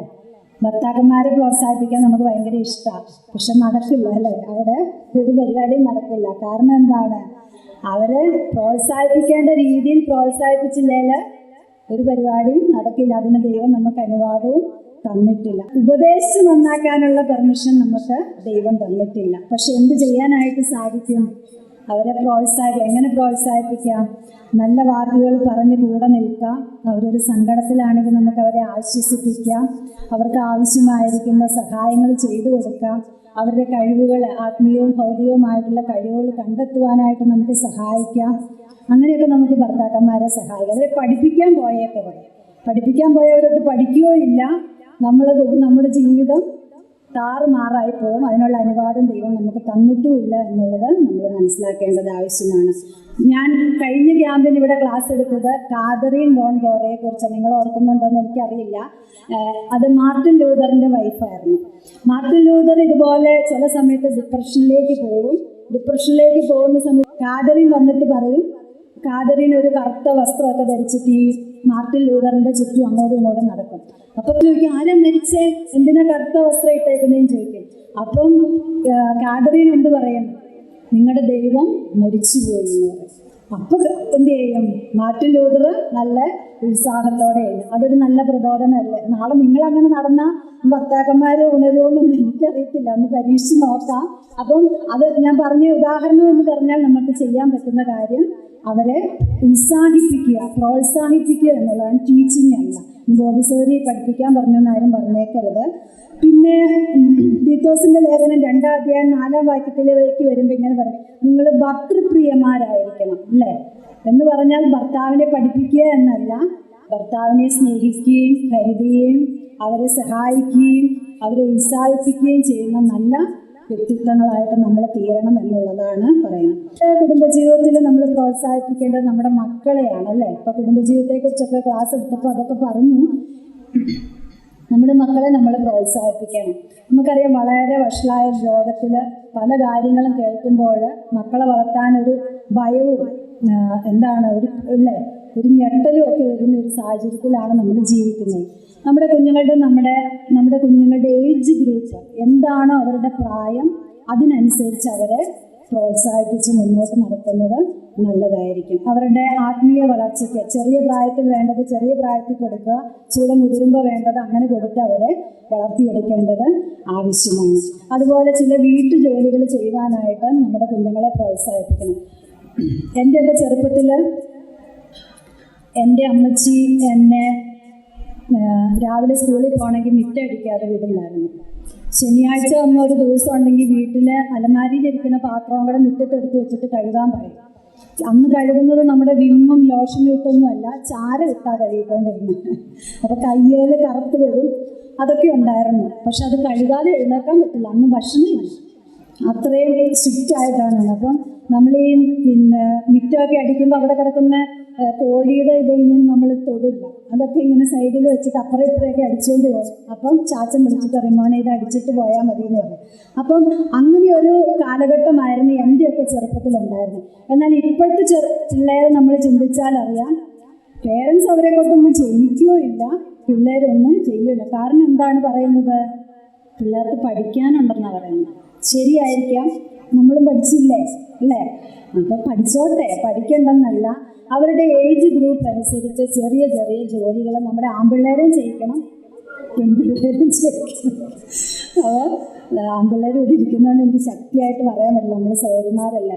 അപ്പം ആൺപിള്ളേരും ചെയ്യിക്കണം എന്നുള്ള കാഴ്ചപ്പാടുള്ള ആളാണ് ഞാൻ. ഒത്തിരി ഒന്നും ചെയ്യിക്കണം, തുണി ഇറക്കാനൊന്നും പറയണ്ടെങ്കിലും ചെറിയ ചെറിയ കാര്യങ്ങളിൽ നമ്മളെ ചെറിയ കുഞ്ഞുങ്ങളെ നമ്മൾ ട്രെയിൻ ചെയ്യിപ്പിക്കുന്നത് നല്ലതാണ്. നമ്മളൊരു ദിവസം കിടപ്പിലായാൽ നമ്മുടെ ഭർത്താക്കന്മാർ ഒരു ഗ്ലാസ് ചായ നമുക്ക് ഇട്ട് തരണമെങ്കിൽ അവരുടെ പേരൻസ് അവരെ അത് പഠിപ്പിച്ചാലേ ചെയ്യുള്ളൂ അല്ലേ? അല്ലാതെ ചെയ്യാൻ വളരെ ബുദ്ധിമുട്ടാണ്. അപ്പം അങ്ങനെയുള്ള ശീലങ്ങൾ നമ്മുടെ കുഞ്ഞുങ്ങളെ പഠിപ്പിക്കണം എന്നുള്ളത് നമ്മൾ ശ്രദ്ധിക്കണം. പിന്നെ എന്ത് ചെയ്യാനായിട്ട് സാധിക്കുക? അവരുടെ തുണികൾ മടക്കി വെക്കാൻ പറയണം.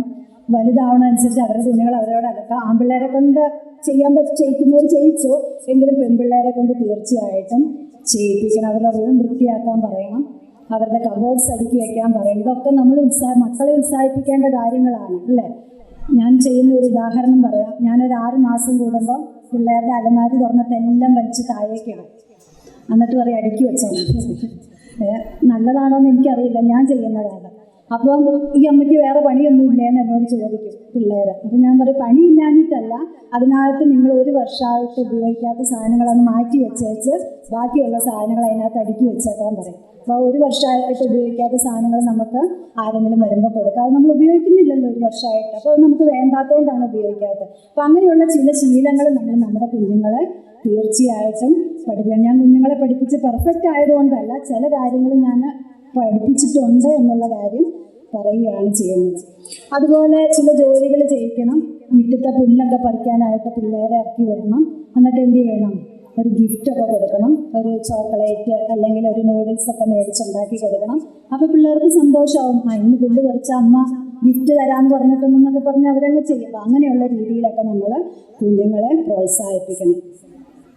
തീത്തോസിൻ്റെ ലേഖനം 2-ാം അധ്യായം 4 മുതൽ 5 വരെയുള്ള വാക്യങ്ങളിലേക്ക് വരുമ്പോൾ ഇങ്ങനെയാണ് വായിക്കുന്നത്: ദൈവവചനം ദുഷിക്കപ്പെടാതിരിക്കേണ്ടതിന് യൗവനക്കാരത്തികളെ ഭർത്തൃപ്രിയമാരും പുത്രപ്രിയമാരും സുബോധവും പാതിവൃത്യമുള്ളവരും വീട്ടുകാര്യം നോക്കുന്നവരും ദയയുള്ളവരും ഭർത്താക്കന്മാർക്ക് കീഴ്പ്പെടുന്നവരും ആയിരിക്കാൻ ശീലിപ്പിക്കേണ്ടതിന് നന്മ ഉപദേശിക്കുന്നവരുമായിരിക്കണം എന്ന് പ്രബോധിപ്പിക്കാം.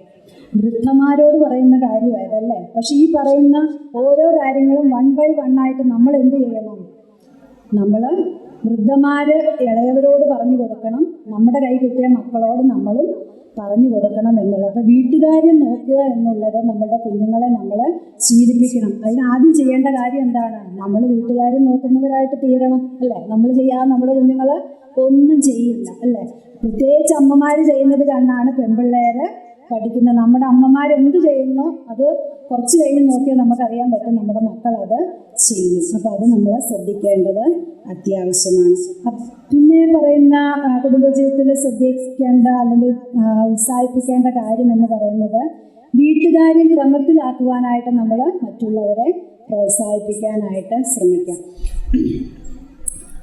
ഓരോ കുടുംബത്തിനും ഒരു റൂൾ ഉള്ളത് നല്ലതാണ്. റൂളെന്ന് പറഞ്ഞാൽ വലിയ ഭരണഘടനയിൽ എഴുതി ചേർത്ത നിയമം എന്നല്ല പറയുന്നത്. നമ്മുടെ വീടിന് ഒരു നിയമം വേണം. എന്താണ്? നമ്മൾ രാവിലെ ഇത്ര മണിക്ക് എഴുന്നേൽക്കുന്നു, ഇത്ര മണിക്ക് കുടുംബ പ്രാർത്ഥന നടത്തുന്നു, ഇത്ര മണിക്ക് ബ്രേക്ക്ഫാസ്റ്റ്, ഇത്ര മണിക്ക് ലഞ്ച്, ഇത്ര മണിക്ക് ഡിന്നർ എന്നുള്ള ഒരു, അല്ലെങ്കിൽ ഇത്ര മണിക്ക് നമ്മൾ ബൈബിൾ ക്ലാസ്സിന് പോകുന്നു. അങ്ങനെ നമ്മുടെ ഫാമിലിക്ക് ഒരു റൂളുള്ളത് എപ്പോഴും. അല്ലാതെ ഒരു റൂളും ഇല്ല, നമുക്ക് തോന്നുമ്പോൾ എഴുന്നേൽക്കുന്നു, തോന്നുമ്പോൾ കിടക്കുന്നു, അല്ലെങ്കിൽ തോന്നുമ്പം ഭക്ഷണം ഉണ്ടാക്കുന്നു കഴിക്കുന്നു, അല്ലെങ്കിൽ ഇന്ന് എനിക്കൊന്നും പറ്റില്ല ഹോട്ടലിൽ നിന്ന് അങ്ങനെയുള്ള ഒരു ഒരു രീതി നമ്മുടെ കുടുംബത്തിന് നല്ലതല്ല. നമ്മുടെ കുടുംബത്തിൽ എല്ലാ ആളുകളും ഒരു റൂള് വെക്കണം, ഇന്ന സമയത്ത് ഇന്നത്. ഇപ്പോൾ രാവിലെ 8:30ക്കാണ് ബ്രേക്ക്ഫാസ്റ്റ് എങ്കിൽ ആ സമയത്ത് ബ്രേക്ക്ഫാസ്റ്റ് റെഡിയാക്കാനായിട്ട് നമ്മൾ ശ്രദ്ധിക്കണം. അത് കഴിക്കാനായിട്ട് നമ്മുടെ വീട്ടിലുള്ളവരെ ഉത്സാഹിപ്പിക്കുകയും വേണം. അത് നമുക്ക് ദിവസം പ്രതി അങ്ങനെ ചെയ്യാം, നമുക്ക് മന്ത്ലി ചെയ്യാം, ഇയർലി ചെയ്യാം. ഏത് രീതിയായാലും അങ്ങനെ ഒരു രീതിയിലേക്ക് നമ്മൾ പോകുന്നു. അങ്ങനെ നമ്മളും അങ്ങനെ ചെയ്യണം. നമ്മുടെ സഭയിലുള്ളവരെയും മക്കളെയൊക്കെ നമ്മളത് പഠിപ്പിക്കുന്നതും നല്ലതാണ്. പിന്നെ ഈ വീട്ടുകാര്യങ്ങൾ ചെയ്യുന്നതിൽ ഞാൻ മുമ്പത്തെ പോയിന്റിൽ പറഞ്ഞു അതിൽ നമ്മൾ നമ്മുടെ സഹോദരിമാരെ നമ്മൾ ഉൾപ്പെടുന്നത് പോലെ നമ്മുടെ കുഞ്ഞുങ്ങളെയും ഉൾപ്പെടുത്തുവാനായിട്ട് ശ്രദ്ധിക്കണം. എന്നിട്ട് നമ്മൾ പറഞ്ഞു കൊടുക്കണം, ഇങ്ങനെ ചെയ്യണമെന്ന് പറഞ്ഞു കൊടുക്കുന്നത് നല്ലതാണ്. ഞാൻ മുമ്പിൽ പറഞ്ഞ കാര്യങ്ങളൊക്കെ ഉള്ളൂ. നമ്മുടെ ക്ലീൻ ചെയ്യുക, അല്ലെങ്കിൽ വീട് വൃത്തിയാക്കുക, അങ്ങനെയുള്ള കാര്യങ്ങളൊക്കെ നമ്മൾ ട്രെയിൻ ചെയ്യുന്നത് നല്ലതാണ്. നമ്മുടെ വീടുകൾ വൃത്തിയായിട്ടിരിക്കാനായിട്ട് നമ്മൾ പ്രോത്സാഹിപ്പിക്കേണ്ടത് ആവശ്യമാണ്. നമ്മുടെ സഭയിലെ കുടുംബങ്ങളാകട്ടെ നമുക്ക് നമുക്ക് പ്രബോധിപ്പിക്കാനായിട്ട് പെർമിഷനുള്ള നമ്മുടെ അയൽപക്കക്കാരോ നമ്മുടെ ബന്ധുമിത്രാദികളോ ആരും ആയിക്കൊള്ളട്ടെ, അവരുടെ വീടുകളിലൊക്കെ നമ്മൾ ചെല്ലുമ്പോൾ നമ്മുടെ വീട് വൃത്തിയായിരിക്കണം. അതോടൊപ്പം നമ്മൾ ചെല്ലുമ്പോൾ അങ്ങനെ വൃത്തികേടായിട്ട് അല്ലെങ്കിൽ നമുക്ക് ബുദ്ധിമുട്ടുണ്ടാക്കുന്ന രീതിയിലാണ് അത് കാണുന്നതെങ്കിൽ അവരെ അത് പറഞ്ഞു കൊടുത്ത് മനസ്സിലാക്കുവാനുള്ള ഒരു ഉത്തരവാദിത്വം നമുക്കുണ്ട്. അതും ഈ പ്രോത്സാഹനത്തിൻ്റെ ഒരു ലക്ഷ്യമാണ്. നാലാമതായിട്ട് നമ്മൾ പറയുന്നത് ചെറിയ പ്രായത്തിലുള്ള അമ്മമാരെയും അതുപോലെ ന്യൂലി വെഡഡായിട്ടുള്ള കപ്പിൾസിനെയും നമുക്ക് ഉത്സാഹിപ്പിക്കാം, അല്ലേ? അപ്പം നമ്മൾ അതിൽ പ്രാക്ടീസ്ഡ് ആയിട്ടുള്ള ആളുകൾ എന്ത് ചെയ്യണം? അപ്പോൾ ന്യൂലി വെഡഡായിട്ടുള്ള കപ്പിൾസിനോട് നമുക്ക് പല കാര്യങ്ങൾ പറഞ്ഞു കൊടുക്കാം. അവർ കുടുംബജീവിതം തുടങ്ങിയിട്ടേ ഉള്ളൂ. അപ്പോൾ കുടുംബജീവിതം നയിച്ച് പ്രാക്ടീസ്ഡ് ആയിട്ടുള്ള അത് നല്ല രീതിയിൽ മുന്നോട്ട് കൊണ്ടുപോകുന്ന ആളുകൾക്ക് ചില ഉദാഹരണങ്ങളൊക്കെ പറഞ്ഞു കൊടുക്കുവാനായിട്ട് സാധിക്കും. വീട്ടിൽ ചെയ്യേണ്ട കാര്യങ്ങളും ഹസ്ബൻഡ്സിനോട് പെരുമാറേണ്ട, ഇൻലോസിനോട് പെരുമാറേണ്ട കാര്യമൊക്കെ നമുക്ക് പ്രോത്സാഹനമായിട്ട് പറഞ്ഞു കൊടുക്കുവാനായിട്ട് സാധിക്കും. അതുപോലെ യങ് മദേഴ്സ്, അല്ലേ, ആദ്യത്തെ കുഞ്ഞും ഒക്കെ ഉണ്ടാകുന്ന സമയത്ത് പല പല ടെൻഷൻസ് അവർക്ക് ഉണ്ടാകാം. അപ്പോൾ അവരെയൊക്കെ ചില കാര്യങ്ങൾ നമുക്ക് പറഞ്ഞ് അവരെ ഉത്സാഹിപ്പിക്കുവാനായിട്ട് സാധിക്കും. 1 തിമോത്തിയോസ് 5:2 ഇങ്ങനെയാണ് വായിക്കുന്നത്: മൂത്ത സ്ത്രീകളെ അമ്മമാരെ പോലെയും ഇളയ സ്ത്രീകളെ പൂർണ്ണ നിർമ്മലതയോടെ സഹോദരികളെ പോലെയും പ്രബോധിപ്പിക്കാം. അപ്പോൾ ഇളയവരെ എന്ത് ചെയ്യണം? ഇളയവരെ എന്ത് ചെയ്യണം? സഹോദരികളെ പോലെ അവരെ പഠിപ്പിച്ച് വഴക്ക് പറഞ്ഞ് അവരുടെ ഉള്ള ഉത്സാഹം കൂടെ കെടുത്തുക എന്നുള്ളതല്ല. ഇതെൻ്റെ ഒരു സഹോദരിയാണ്, അവർക്ക് നന്മ വരണം എന്ന ഉദ്ദേശത്തോടെ എന്ത് ചെയ്യണം? അവരെ പ്രബോധിപ്പിക്കേണ്ടത് നമ്മുടെ ഉത്തരവാദിത്തമാണ്. 5ാമത് നമ്മൾക്ക് എന്ത് ചെയ്യാനായിട്ട് സാധിക്കും? ചില ഫുഡ് പ്രിപ്പറേഷനിൽ, ഭക്ഷണം ഉണ്ടാക്കുന്നതിൽ നമുക്ക് പ്രോത്സാഹിപ്പിക്കാനായിട്ട് സാധിക്കും. ഇപ്പം അതിൻ്റെ ആവശ്യമില്ല, കാരണം യൂട്യൂബ് തുറന്നാൽ ഏത് ഭക്ഷണം ഉണ്ടാക്കുന്നതും അതിനകത്തുണ്ടല്ലേ. എങ്കിലും നമുക്ക് പറയാമല്ലോ, സൗരി ഇന്ന ഫുഡ് ഉണ്ടാക്കുന്നത് യൂട്യൂബിലുണ്ട്, ഇന്ന ചാനലിലുണ്ട്, ഒന്ന് നോക്കി പഠിക്കട്ടോ, നല്ല ടേസ്റ്റാന്ന് പറയാമല്ലോ, അല്ലേ? അപ്പം അങ്ങനെയുള്ള ചില കാര്യങ്ങൾ നമുക്ക് ചെയ്യുവാനായിട്ട് സാധിക്കും. പിന്നെ നമുക്കറിയാം, ഇപ്പം ന്യൂജൻ ആണല്ലേ. ന്യൂജൻ കുട്ടികൾക്ക് എന്താണ് ഇഷ്ടം? പാസ്ത, നൂഡിൽസ്, കുഴിമന്തി, പിന്നെ അൽഫാം, ഇങ്ങനെയുള്ള നല്ല നല്ല പേരുകളുള്ള സാധനങ്ങളാണ് ഇഷ്ടം. പഴയതുപോലെ ചോറും കറികളൊന്നും കുഞ്ഞുങ്ങൾക്ക് ഇഷ്ടമില്ല, അതൊന്നും കഴിച്ചിട്ടില്ല. ചക്ക, കപ്പ, ചേമ്പ്, ചേന ഇത് കാണുമ്പോൾ പിള്ളേർക്ക് ശ്രദ്ധിക്കാൻ പറ്റുമെന്ന് പറയുന്നത്. അപ്പം അതെന്താണ് കാരണം? പിള്ളേരത് കഴിച്ചിട്ടില്ല, അല്ലേ? അതുകൊണ്ടാണ് അത് പറയുമ്പോൾ എൻ്റെ വായിക്കടെ വെള്ളം വരുന്നത്. ഞാനിതിന് അഡിക്റ്റഡ് ആയിട്ടുള്ള ഒരാളാണ്. അപ്പോൾ എന്താണ് കാരണം? എന്താണ് അവർക്ക് ഇഷ്ടമല്ലാത്തതിൻ്റെ കാരണം? എന്താണ്? അവരത് കഴിച്ചിട്ടില്ല. മനസ്സിലായോ? അപ്പം അത് നമ്മൾ എന്ത് ചെയ്യണം? സോറി, അപ്പം നമ്മൾ പറയണം, അങ്ങനെ ചെയ്യുന്ന ആളുകളുണ്ടെങ്കിൽ അവരോട് നമ്മൾ പറഞ്ഞു കൊടുക്കണം, സോറി, ഇത് ഹെൽത്തിന് നല്ലതല്ല, നമ്മളിങ്ങനെ കാര്യങ്ങളൊക്കെ കൊടുക്കണം. ഇടയ്ക്കിടയ്ക്കൊക്കെ, വല്ലപ്പോഴും, മാസത്തിൽ 1-2 മാസം കൂടുമ്പോൾ ഒക്കെ ഒരു കുഴിമന്തിയൊക്കെ കഴിച്ചോ, കുഴപ്പമില്ല, പിന്നെ നമ്മുടെ കയ്യിൽ കാശുണ്ടെങ്കിലൊക്കെ കഴിച്ചോ എന്നൊക്കെ പറഞ്ഞു കൊടുത്തിട്ട് അവരെ.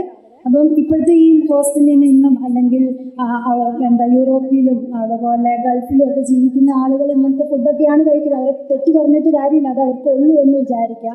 എങ്കിൽ പോലും നമ്മൾ പറഞ്ഞു കൊടുക്കണം, നിങ്ങൾ ഹെൽത്ത് കോൺഷ്യസ് ആവണം, ഇങ്ങനെയൊക്കെയാണ് കാര്യങ്ങൾ എന്നുള്ളത് മൂത്തവർ പറഞ്ഞു കൊടുക്കുന്നത് നല്ലതാണ്. പിന്നെ എന്താണ്? അപ്പോൾ ഞാൻ പറഞ്ഞു, വെറൈറ്റി ആയിട്ടുള്ള ഫുഡ് പ്രിപ്പയർ ചെയ്യാൻ നമുക്ക് ഉത്സാഹിപ്പിക്കാം, ഹെൽത്തി ആയിട്ടുള്ള ഫുഡ് പ്രിപ്പയർ ചെയ്യാൻ ഉത്സാഹിപ്പിക്കാം. ചില കിച്ചൺ ടിപ്സൊക്കെ പറഞ്ഞു കൊടുക്കാം. പുതിയതായിട്ടുള്ള ആളുകൾക്ക് എന്ത് നിങ്ങൾ ഒരുപക്ഷെ ഇപ്പൊ ചിന്തിക്കുന്നുണ്ട് ഈ സൗകരി എന്നാക്കിയേ പറയല്ലേ എന്നല്ല, ഇതേ ഇതിനകത്ത് പറയാനുള്ളൂ കേട്ടോ. കിച്ചൺ ടിപ്സ് എന്തൊക്കെ പറഞ്ഞു കൊടുക്കാനായിട്ട് സാധിക്കും? നിങ്ങൾക്കൊന്നും അറിയത്തില്ല അല്ലേ? കിച്ചൺ ടിപ്സ് പറഞ്ഞു കൊടുക്കാനായിട്ട് സാധിക്കും. ഗ്യാസ് എങ്ങനെ സേവ് ചെയ്യാം അല്ലേ, പറഞ്ഞു കൊടുക്കത്തില്ലേ? കുക്കറിൽ എല്ലാ സാധനവും വേവിച്ചാലും നമുക്ക് ഗ്യാസ് സേവ് ചെയ്യാനായിട്ട് പറ്റും ഇല്ലേ? അത് പറ്റും, അത് പറഞ്ഞു കൊടുക്കണം. ചില ആളുകൾക്ക് അത് അറിയില്ല.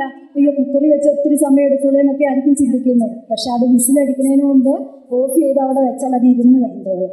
അപ്പം അങ്ങനെ ചില ടിപ്സ് നമുക്ക് പറയാം. എരിവ് കൂടിയാൽ എന്ത് ചെയ്യണം, ഉപ്പ് കൂടിയാൽ എന്ത് ചെയ്യണം ഇല്ലേ, അങ്ങനെയുള്ള ടിപ്സ്, എന്തെല്ലാം ടിപ്സുകൾ അറിയാം. അപ്പം അതൊക്കെ നമ്മൾ പുതിയതായിട്ടുള്ള ആളുകളോട് അല്ലെങ്കിൽ അങ്ങനെ ചെയ്യുന്നില്ല എന്ന് കാണുന്ന ആളുകളോട് നമ്മൾ പറഞ്ഞ് മനസ്സിലാക്കേണ്ടത് ആവശ്യമാണ്. അപ്പം അങ്ങനെ ഭക്ഷണം ഉണ്ടാക്കുന്നത്. അപ്പം ഈ പിന്നെ ചില എന്താണ് ഫാമിലി ബഡ്ജറ്റിങ്ങിനെ കുറിച്ച് നമുക്ക് പറഞ്ഞു കൊടുക്കുവാനായിട്ട് സാധിക്കും. അപ്പം എല്ലാ സാധനങ്ങളും പാക്കറ്റിൽ കിട്ടുന്ന കാലഘട്ടമാണല്ലേ. പുട്ടുപൊടി, റവ, പിന്നെ എന്താണ് അരിപ്പൊടി, അപ്പപ്പൊടി എല്ലാം കിട്ടും. പിന്നെ ഇഡ്ഡലി മാവ്, ദോശമാവ്, അങ്ങനെ എല്ലാ സാധനങ്ങളും പാക്കറ്റിൽ കിട്ടുന്നു. അത് ഹെൽത്തി അല്ല എന്നുള്ളത് ശരിയായിരിക്കെ തന്നെ എന്താണ് എക്സ്പെൻസീവുമാണല്ലേ. അപ്പം നമ്മൾ പറഞ്ഞു കൊടുക്കണം, സോറി 5 കിലോ അരി മേടിച്ചിട്ട് പൊടിച്ച് വറുത്ത് വെക്കണം, അത് പുട്ടിന് വറുത്ത് വെക്കണം, അപ്പത്തിന് വറുത്ത് വെക്കണം, ഇങ്ങനെയൊക്കെ പറഞ്ഞ് പല കാര്യങ്ങളും നമുക്ക് പറഞ്ഞ് അവരെ പഠിപ്പിക്കാനായിട്ട് ഉത്സാഹിപ്പിക്കാനായിട്ട് സാധിക്കും. പിന്നെ നമുക്ക് ചെയ്യാൻ പറ്റുന്ന കാര്യം എന്താണ്? സമയം ക്രമീകരിക്കുന്നതിനെ കുറിച്ച് നമുക്ക് ഉത്സാഹിപ്പിക്കാനായിട്ട് സാധിക്കും. ചില ആളുകൾ അയ്യോ 12:30 ആയാലും പണി തീർന്നില്ല എന്ന് പറയും. അത് ഉച്ചക്കത്തെ പണിയുടെ കാര്യം ഞാൻ പറഞ്ഞത്. ഉച്ചയ്ക്ക് ലഞ്ച് 1 മണിക്കാണെങ്കിൽ ഈ 12:30 വരെ എന്തെടുക്കുമെന്ന് എനിക്കറിയില്ല.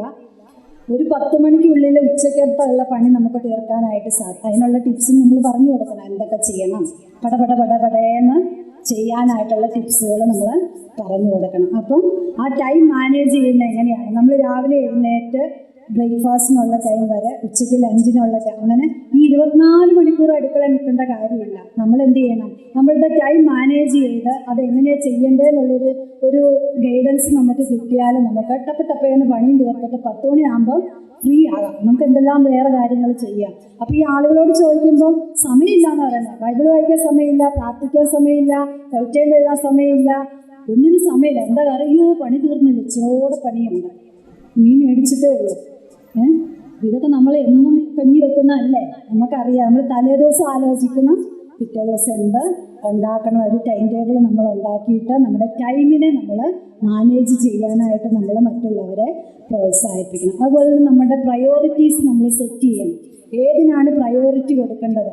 നമ്മൾ പറയൂലേ, കർത്താവിന് കൊടുക്കണം, കുടുംബത്തിന് കൊടുക്കണം, സഭയ്ക്ക് കൊടുക്കണം എന്നുള്ള പ്രയോറിറ്റി പോലെ തന്നെ നമ്മുടെ ഭവനത്തിലുള്ള ഓരോ മണിക്കൂർ അല്ല ഓരോ മിനിറ്റിലും ഏത് കാര്യത്തിനാണ് പ്രയോറിറ്റി കൊടുക്കേണ്ടതെന്നുള്ള കാര്യം നമ്മൾ ശീലിക്കണം. നമ്മൾ മറ്റുള്ളവർക്ക് പറഞ്ഞും കൊടുക്കേണ്ടത് ആവശ്യമാണ്. നമ്മൾ വചനത്തിൽ വായിക്കുന്നുണ്ടല്ലേ, സമയം തക്കത്തിൽ ഉപയോഗിക്കണം. കൊളോസ്യ ലേഖനം 4:5 എഫേസ്യ ലേഖനം 5:16 ഇത് തന്നെ പറയുന്നുണ്ട്. അപ്പോൾ അതൊക്കെ നമുക്കറിയാം. സമയം തക്കത്തിൽ ഉപയോഗിക്കുകയും അതുപോലെ നമ്മൾ മുന്നിൽ പറഞ്ഞ കാര്യങ്ങളെല്ലാം ചെയ്ത ഒരു സ്ത്രീയെക്കുറിച്ച് നമുക്കറിയാം. ഈ മുന്നിൽ പറഞ്ഞ എല്ലാ കാര്യങ്ങളും ചെയ്ത സ്ത്രീയാണ് സദൃശവാക്യം 31 സ്ത്രീ അല്ലേ. നമുക്കൊരു എക്സ്ക്യൂസും പറയാനില്ല. താൻ വീട്ടിലെ കാര്യം ചെയ്തു, കുടുംബത്തിൻ്റെ ഉത്തരവാദിത്തങ്ങൾ ഏറ്റെടുത്തു, തൻ്റെ ഭർത്താവിനെ പട്ടണവാതിൽക്കൽ പ്രശസ്തനാക്കി, എല്ലാ കാര്യങ്ങളും ചെയ്ത സ്ത്രീ. അപ്പോൾ പിന്നെ നമുക്ക് സമയമില്ലെന്ന് പറഞ്ഞിട്ട്, അന്നത്തെ കാലത്ത് ആ സ്ത്രീക്ക് സമയം ഉണ്ടായിരുന്നെങ്കിൽ നമുക്കിന്ന് സമയം ധാരാളമാണ്. കാരണം ആധുനിക കാലമാണ്, എല്ലാത്തിനും മെഷീൻസ് ഒക്കെ ഉള്ള സമയമാണ്. അപ്പോൾ അതുകൊണ്ട് എക്സ്ക്യൂസുകളൊന്നും നമുക്ക് ദൈവത്തിൻ്റെ മുമ്പിൽ പറയുവാനായിട്ട് ഇല്ല എന്നത് നമ്മൾ ഓർക്കേണ്ടത് ആവശ്യമാണ്. അടുത്തതായിട്ട് നമ്മൾ 4-മതായിട്ട് ചിന്തിക്കുന്ന കാര്യം, കർത്താവിന് കൊടുക്കുന്നതിൽ നമ്മൾ ആളുകളെ ഉത്സാഹിപ്പിക്കണം. എങ്ങനെ കൊടുക്കണം, എവിടെ കൊടുക്കണം, ആർക്ക് കൊടുക്കണം എന്നുള്ള കാര്യം നമ്മൾ പറഞ്ഞു കൊടുക്കണം ആളുകൾക്ക്. ചില ആളുകൾക്ക് അറിയില്ല, എന്ത് ചെയ്യണമെന്ന് അറിയില്ലാതെ കൊടുക്കുന്നതിൽ വളരെ പുറകോട്ട് പോകുന്ന ആളുകളുണ്ട്. അങ്ങനെ ചെയ്യുക, അവരെ പ്രോത്സാഹിപ്പിക്കണം. സൗരി ഇന്ന കാര്യത്തിന് കൊടുക്കണം, ഇന്ന ഇതിൽ കൊടുക്കണം എന്നുള്ള കാര്യം പ്രയോറിറ്റി അനുസരിച്ച് നമ്മൾ അവർക്ക് പറഞ്ഞു കൊടുക്കണം. എന്തെല്ലാം കൊടുക്കണമെന്ന് പറയാം. ചില ആളുകളോട് കർത്താവിന് കൊടുക്കണം എന്ന് പറഞ്ഞാൽ പൈസ എന്ന ഒരു കാര്യം മാത്രമേ അവർക്ക് അറിയുള്ളൂ. പൈസ മാത്രമല്ല കർത്താവിന് വേണ്ടതാണോ, നമ്മുടെ സമയം വേണം, നമ്മുടെ ആരോഗ്യം വേണം അല്ലേ, നമ്മുടെ പണവും കർത്താവിന് വേണം. ഇതെല്ലാം നമ്മൾ കർത്താവിന് കൊടുക്കുക. അതിനെക്കുറിച്ച് അവരെ പറഞ്ഞ് മനസ്സിലാക്കണം. നമുക്കറിയാം ലൂക്കോസിന്റെ സുവിശേഷം 8-ാം അധ്യായം 3-ാം വാക്യത്തിലേക്ക് വരുമ്പോൾ ഹെരോദാവിന്റെ കാര്യവിചാരകനായ കൂസയുടെ ഭാര്യ യോഹന്നെയും ശൂശന്നെയും തങ്ങളുടെ വസ്തുവക കൊണ്ട് അവർക്ക് ശുശ്രൂഷ ചെയ്തു പോകുന്ന മറ്റു പല സ്ത്രീകളും ഉണ്ടായിരുന്നു. അപ്പോൾ വസ്തുവക കൊണ്ട് ശുശ്രൂഷ ചെയ്ത സ്ത്രീകളെ കുറിച്ച് ഇവിടെ വ്യക്തമായിട്ട് പറയുന്നുണ്ട്. നമുക്കറിയാം ചില്ലിക്കാശത്തെ വിധവയെക്കുറിച്ച് അറിയാം. തൻ്റെ ധനം കൊണ്ട് താന് കർത്താവിന് ശുശ്രൂഷ ചെയ്തു എന്ന് പറയുന്നുണ്ട്. സാരെഫാത്തിലെ വിധവയെക്കുറിച്ച് രാജാക്കന്മാരുടെ പുസ്തകത്തിൽ പറയുന്നത് എന്താണ്? തനിക്കുള്ളതല്ലേ, തനിക്ക് അവസാനമായിട്ടുണ്ടായിരുന്നത് കൊണ്ട് കർത്താവിന്. അപ്പോൾ കർത്താവിന് കൊടുക്കുന്നതിൽ എന്ത് ചെയ്യണം? നമ്മൾ ആളുകളെ പ്രോത്സാഹിപ്പിക്കണം, പ്രബോധിപ്പിക്കണം, ഉത്സാഹിപ്പിക്കണം. എന്നാലേ കൊടുക്കുകയുള്ളൂ. അല്ലാതെ ഒന്നും നമ്മളെയൊക്കെ എന്തോരം ആളുകൾ ഉത്സാഹിപ്പിച്ചേ പിന്നെ നമ്മളൊക്കെ കൊടുക്കാനായിട്ട് തുടങ്ങിയതല്ലേ. നമ്മളൊക്കെ 10% നിൽക്കുമല്ലായിരുന്നോ? ഇപ്പോഴും അങ്ങനെയാണെന്ന് എനിക്കറിയില്ല. എങ്കിലും മാറ്റമുള്ളവരുണ്ടായിരിക്കാം. നമ്മൾ എന്തോരം പ്രോത്സാഹിപ്പിച്ചേ പിന്നെ. അതുപോലെ തന്നെ നമ്മൾ ഇപ്പോൾ വരുന്ന ആ പുതിയ ആളുകളെയൊക്കെ നമ്മൾ ആ രീതിയിൽ പ്രോത്സാഹിപ്പിക്കണം. 5-ാമതായിട്ട് പറയുന്ന കാര്യം, അതിഥി സൽക്കാരം ചെയ്യുന്നതിൽ നമ്മൾ പ്രോത്സാഹിപ്പിക്കണം. ചിലവ് ചെയ്ത്, അത് പണമായിരിക്കാം, സമയമായിരിക്കാം, ആരോഗ്യമായിരിക്കാം, എന്താണേലും അത് മുടക്കി അതിഥി സൽക്കാരം ചെയ്യുവാനായിട്ട് നമ്മൾ, അത് സഭയിലുള്ള ആളുകളെ ആയിരിക്കാം, നമ്മുടെ ബന്ധുമിത്രാദികളായിരിക്കാം, ആരും ആയിക്കൊള്ളട്ടെ, അത് നമുക്ക് തീരുമാനിക്കാം. എന്നാൽ പ്രത്യേകിച്ച് കർത്താവിൻ്റെ ദാസന്മാരെ, കർത്താവിൻ്റെ ശുശ്രൂഷയിലായിരിക്കുന്ന ആളുകളെ വിളിച്ച് ഒരു ശുശ്രൂഷ അല്ലെങ്കിൽ ഒരു അതിഥി സൽക്കാരം ചെയ്യുന്നത് എപ്പോഴും നല്ലതാണ്. കർത്താവിൻ്റെ വചനത്തിൽ പറയുന്നുണ്ട്, റോമാലേഖനം 12:13, എബ്രായ ലേഖനം 13:1, 1 പത്രോസ് 4:9, ഇതിലൊക്കെ അതിഥി സൽക്കാരം ചെയ്യണം, ചെയ്വിൻ എന്നുള്ള ഒരു വലിയ ആഹ്വാനമാണ് നമുക്ക് അവിടെ കാണുവാനായിട്ട് സാധിക്കുന്നത്. അതുപോലെ ഒരു സഹോദരൻ അതിഥി സൽക്കാരം ചെയ്തതിനെ കുറിച്ച് വചനത്തിൽ പറയുന്നുണ്ട്. നിങ്ങൾക്കറിയാം, റോമാലേഖനം 16:23 എനിക്കും സർവ്വസഭയ്ക്കും അതിഥി സൽക്കാരം ചെയ്യുന്ന ഗായോസ്, അല്ലേ? ഗായോസ് അതിഥി സൽക്കാരം. അപ്പോൾ നമ്മൾ സൗര്യന്മാർ ചെയ്യണ്ടേ? സഹോദരൻ ചെയ്യാമെങ്കിൽ നമുക്ക് അത് ചെയ്യാനായിട്ട്. ഗായോസിനെ കുറിച്ച് വീണ്ടും 3 യോഹന്നാൻ 5-ലും ഇതേ കാര്യം തന്നെ പറയുന്നുണ്ട്, അല്ലേ? നമുക്കറിയാം സാറ എങ്ങനെയാണ് അനുഗ്രഹം പ്രാപിച്ചത്? അതിഥി സൽക്കാരം ചെയ്ത, അല്ലേ? താന് ആരെന്നറിയാതെ ദൈവദൂതന്മാരെ സൽക്കരിച്ചപ്പോൾ എന്ത് ചെയ്തു? അത് ചെറിയ സൽക്കാരമൊന്നും ആയിരുന്നില്ല. ഒരു കാളക്കുട്ടീനെയൊക്കെ അതൊന്നും ചെയ്യുന്നത്, ഒരു കോഴിക്കുഞ്ഞിനെയെങ്കിലും നമുക്ക് ചെയ്യാനായിട്ട് സാധിക്കും. അപ്പം അത് ചെയ്യാനായിട്ട് ഉത്സാഹവും നമുക്കുണ്ടാകണം. നമ്മൾ എന്ത് ചെയ്യണം? മറ്റുള്ളവരെ അത് പറഞ്ഞ് അതിൻ്റെ അനുഗ്രഹത്തെക്കുറിച്ച് പറഞ്ഞ് പഠിപ്പിക്കുന്നത് നല്ലതാണ്. 6-ാമതായിട്ട് സൽപ്രവൃത്തികൾ ചെയ്യുവാനായിട്ട് നമ്മൾ പ്രോത്സാഹിപ്പിക്കണം. നമ്മൾ 1 തിമോത്തിയോസ് 2:10 വായിക്കുന്നത് ഇങ്ങനെയാണല്ലേ: പിന്നിയ തലമുടി, പൊന്ന്, മുത്ത്, വിലയേറിയ വസ്ത്രം എന്നിവ കൊണ്ടല്ല, ദൈവഭക്തിയെ സ്വീകരിക്കുന്ന സ്ത്രീകൾക്ക് ഉചിതമാകും വണ്ണം സൽപ്രവൃത്തികളെ കൊണ്ടത്രേ അലങ്കരിക്കേണ്ടത്. അപ്പോൾ സ്ത്രീകൾ തങ്ങളെ അലങ്കരിക്കേണ്ടത് സൽപ്രവർത്തികളെ കൊണ്ടാണ്. മറ്റൊന്നും വേണ്ടെന്നല്ല ഇവിടെ പറഞ്ഞത്.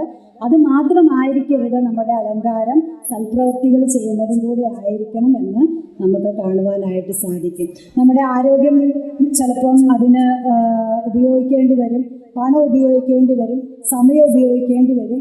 അത് അങ്ങനെയൊക്കെ ആണെങ്കിലും നമ്മൾ ചെയ്യണം. ആവശ്യത്തിലിരിക്കുന്നവർക്കായിരിക്കണം എന്ത് ചെയ്യേണ്ടത്? സൽപ്രവർത്തികൾ. എല്ലാവർക്കും ചെയ്യാൻ പോകേണ്ട ആവശ്യമില്ല. നമ്മൾ ജെന്യൂനായിട്ട് അവർ നീഡഡാണ് എന്ന് നമുക്ക് ബോധ്യം വരണം, ഇല്ല? അങ്ങനെയുള്ളവർക്ക് ചെയ്യണം. അതുകൊണ്ടേ ഉപകാരമുള്ളൂ, ഇല്ലേ? 1,00,000 രൂപ കയ്യിലിരിക്കുന്നവൻ അന്ന് നീ ഇത് 1000 രൂപയുടെ പിടിച്ചോളാന്ന് പറഞ്ഞ് കൊടുക്കേണ്ട ഒരാവശ്യമില്ല, അല്ലേ? അങ്ങനെയല്ല കൊടുക്കണം. നമ്മുടെ കയ്യിലിരിക്കുന്ന പണം അല്ലെങ്കിൽ നമ്മുടെ ആരോഗ്യം അല്ലെങ്കിൽ നമ്മുടെ മെറ്റീരിയൽ മറ്റൊരാൾക്ക് കൊടുക്കുമ്പോൾ നമ്മൾ ശ്രദ്ധിക്കേണ്ട ഒരു കാര്യം, അവരത് യഥാർത്ഥത്തിൽ അർഹിക്കുന്ന ആളുകളാണോ എന്ന് അവരോട് ക്വസ്റ്റ്യൻ ചെയ്യാനൊന്നും പോകണ്ട. നമുക്ക് തന്നെ ചെക്ക് ചെയ്യാം. അങ്ങനെ ചെക്ക് ചെയ്തിട്ട് കൊടുക്കുന്നതാണ് ഏറ്റവും ഉപകാരം എന്ന് പറയുന്നത്. പ്രത്യേകിച്ച് അനാഥരെ, വിധവമാരെ ഒക്കെ എന്ത് ചെയ്യാനായിട്ട് സാധിക്കും? സൽപ്രവർത്തികൾ ചെയ്യാനായിട്ട്, അവർക്കൊക്കെ ചെയ്യുവാനായിട്ട് സാധിക്കും എന്നുള്ളത് നമുക്ക് കാണുവാനായിട്ട് സാധിക്കും. തീത്തോസിൻ്റെ ലേഖനം 3-ാം അധ്യായം 8-ാം വാക്യത്തിൽ ഇങ്ങനെയാണ്: ഈ വചനം വിശ്വാസയോഗ്യം, ദൈവത്തിൽ വിശ്വസ്തർ സൽപ്രവൃത്തികൾ ഉത്സാഹികളായിരിക്കാൻ കരുതേണ്ടതിന് നീ ഇത് ഉറപ്പിച്ച് പറയണം എന്ന് ഞാൻ ഇച്ഛിക്കുന്നു. ഇത് ശുഭവും മനുഷ്യർക്ക് ഉപകാരവും ആകുന്നു.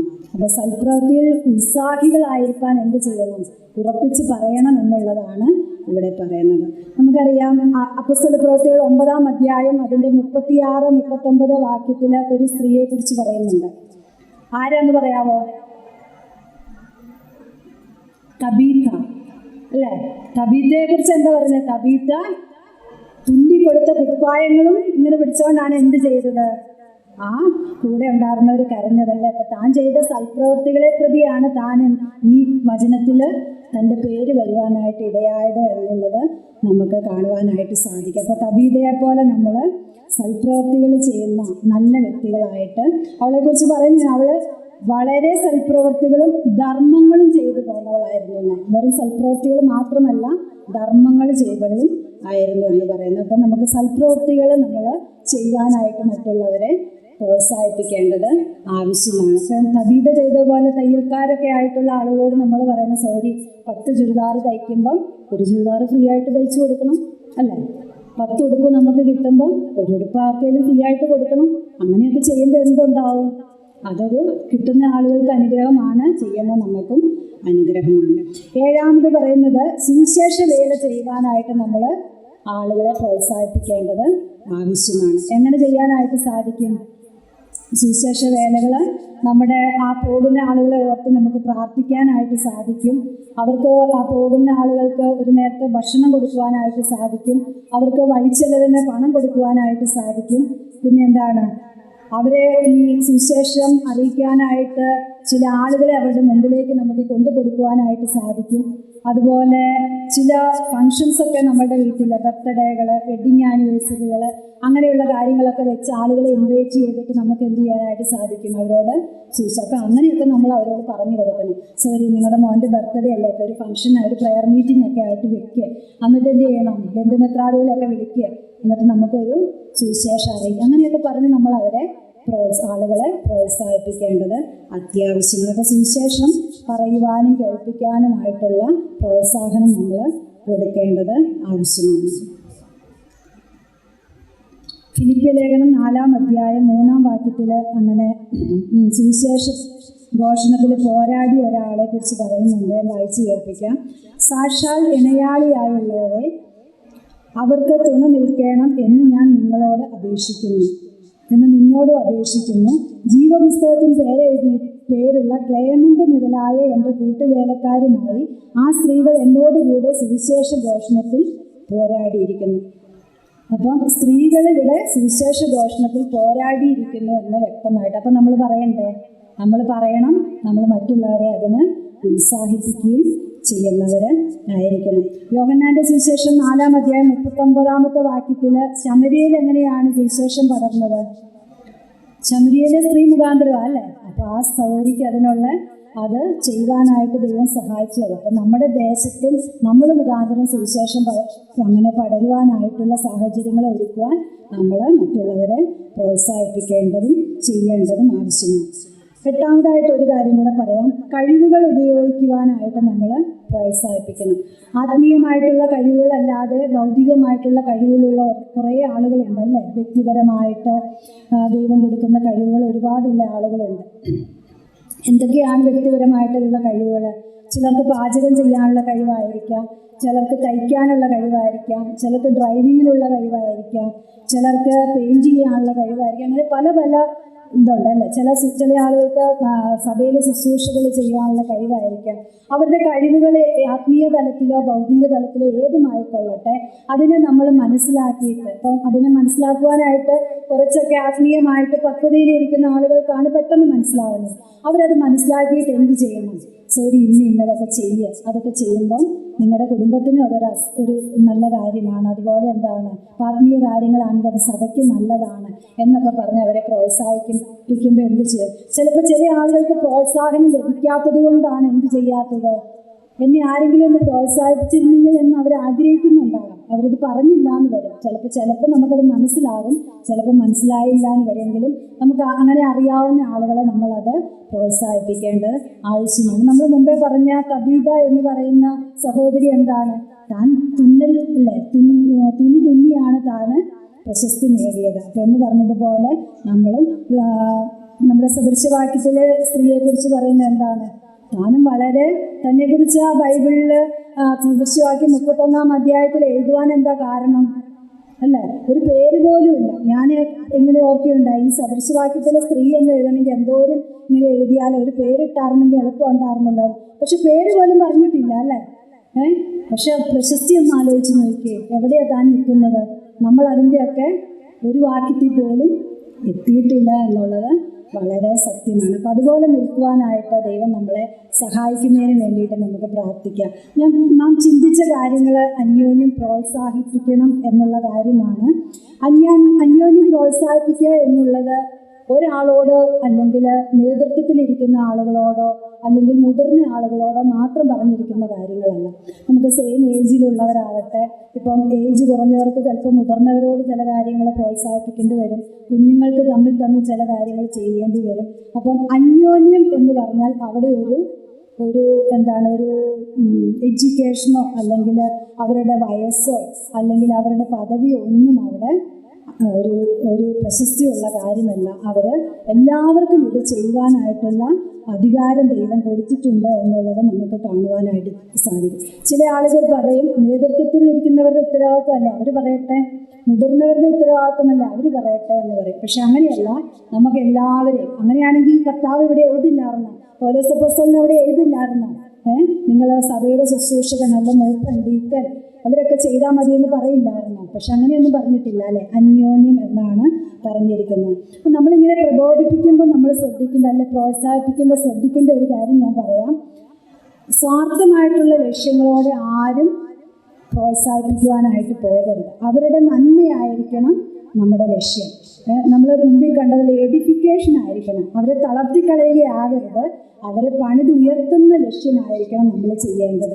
അവർ പ്രോത്സാഹനത്തിന് വന്നിട്ട് പിന്നെ സഭയിൽ പോലും ഇല്ലാതെ പോകുന്ന അവസ്ഥയിലേക്ക് വരരുത്. നമ്മൾ എന്ത് ചെയ്യണം? വളരെ പ്രാർത്ഥിച്ചൊരുങ്ങി വേണം ആ കാര്യങ്ങൾ ചെയ്യുവാനായിട്ട്.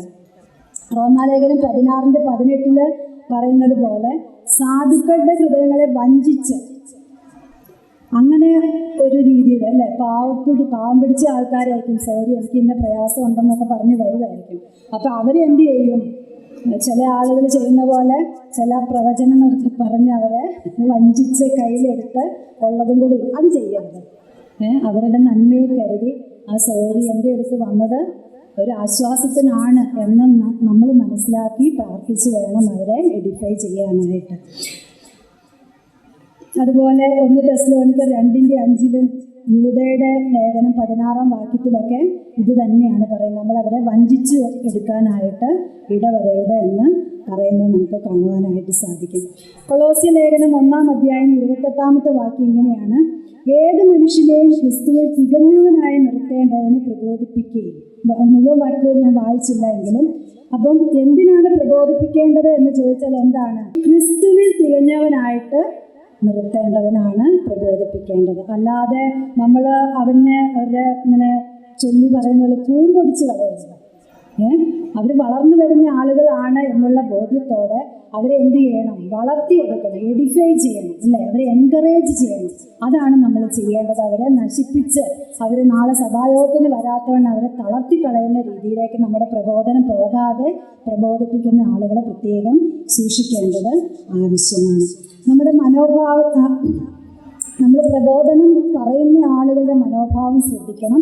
അതോടൊപ്പം തന്നെ കേൾക്കുന്ന ആളുകൾ മനോഭാവത്തിലും പ്രവർത്തനത്തിലും ഒക്കെ വ്യത്യാസം വരുന്നുണ്ടോ എന്നും നമ്മൾ ശ്രദ്ധിക്കേണ്ടതാണ്. നമ്മൾ ചുമ്മാ പ്രബോധിപ്പിച്ചിട്ട് ഞാൻ പറയാനുള്ളത് പറഞ്ഞു ഇനി അവൻ്റെ ഇഷ്ടം എന്നല്ല, നമ്മൾ അവരെ ഫോളോ അപ്പും കൂടെ ചെയ്യേണ്ടത് അത്യാവശ്യമാണ്. അവരങ്ങനെയൊക്കെ ചെയ്തിട്ടുണ്ടോ? ചിലപ്പോൾ സമ്മതിച്ചൊന്നും വരില്ല കേട്ടോ. കാരണം നമ്മൾ അഭിമാനികളാണല്ലോ, നമ്മൾ പെർഫെക്റ്റ് ആണ് എന്നുള്ളൊരു ചിന്തയിലാണ് നമ്മളെല്ലാവരും പോകുന്നത്. അപ്പം നമ്മൾ ചിലപ്പോൾ സമ്മതിച്ചൊന്നും വരില്ല. എങ്കിലും നമ്മൾ അവരറിയാതെ അവർ വന്ന് ഫോളോ അപ്പ് ചെയ്യുന്നത് അങ്ങനെയുള്ളവരുടെ അടുത്ത്, എല്ലാവരുടെയും അടുത്ത് ഡയറക്റ്റായിട്ട് ഫോളോ അപ്പ് ചെയ്യേണ്ടത് അത്യാവശ്യമാണ്. അപ്പം നമ്മൾ പറഞ്ഞു ദൈവം തൻ്റെ ജനത്തെ ഏൽപ്പിച്ചിരിക്കുന്ന ഒരു കൽപ്പനയാണ് ഇതെന്ന് പറഞ്ഞല്ലേ. അപ്പം കൽപ്പനയാണ് അനുസരിക്കണ്ടേ. സ്നാനം എന്ന കൽപ്പന നമ്മൾ എത്രയോ ഭയത്തോടു കൂടിയാണ് അനുസരിച്ചതല്ലേ. രക്ഷിക്കപ്പെട്ട ഉടനെ ഇനി എന്താ താമസം, എന്നെ സ്നാനപ്പെടുത്താമെന്ന് ചോദിച്ചാണ് നമ്മളൊക്കെ സ്നാനപ്പെട്ടതല്ലേ. ആ കൽപ്പന നമ്മൾ ഭയത്തോടെ അനുസരിച്ചെങ്കിൽ ദൈവം പറഞ്ഞിരിക്കുന്ന എല്ലാ കൽപ്പനകളും ഭയത്തോടെ അനുസരിക്കേണ്ടത് അത്യാവശ്യമാണ്. അപ്പോൾ ഇതും ആ ബോധ്യത്തോടെ തന്നെ നമ്മൾ ചെയ്യേണ്ടത് ആവശ്യമാണ്. യോഹന്നാന്റെ സുവിശേഷം 16-ാം അധ്യായം 33-ാം വാക്യത്തിലേക്ക് വരുമ്പോൾ കർത്താവ് ഇങ്ങനെ പറയുന്നുണ്ട്, ലോകത്തിൽ നിങ്ങൾക്ക് കഷ്ടമുണ്ട്, അല്ലേ? കഷ്ടമുണ്ട് എന്നാ പറയുന്നത്. അപ്പോൾ പ്രോത്സാഹനം ആവശ്യമുണ്ട് അവിടെ, അല്ലേ? കഷ്ടമുള്ള, പ്രയാസമുള്ള, ബുദ്ധിമുട്ടുള്ളിടത്താണ് പ്രോത്സാഹനം ആവശ്യമുള്ളത്. അപ്പോൾ അവിടെ തന്നെ കർത്താവ് അതിൻ്റെ താഴേക്കൊരു പ്രോത്സാഹനം കൂടി പറയുന്നുണ്ട്. എന്താണ്? എങ്കിലും ധൈര്യപ്പെടുവിൻ, ഞാൻ ലോകത്തെ ജയിച്ചിരിക്കുന്നു. പ്രോത്സാഹനമായില്ലോ.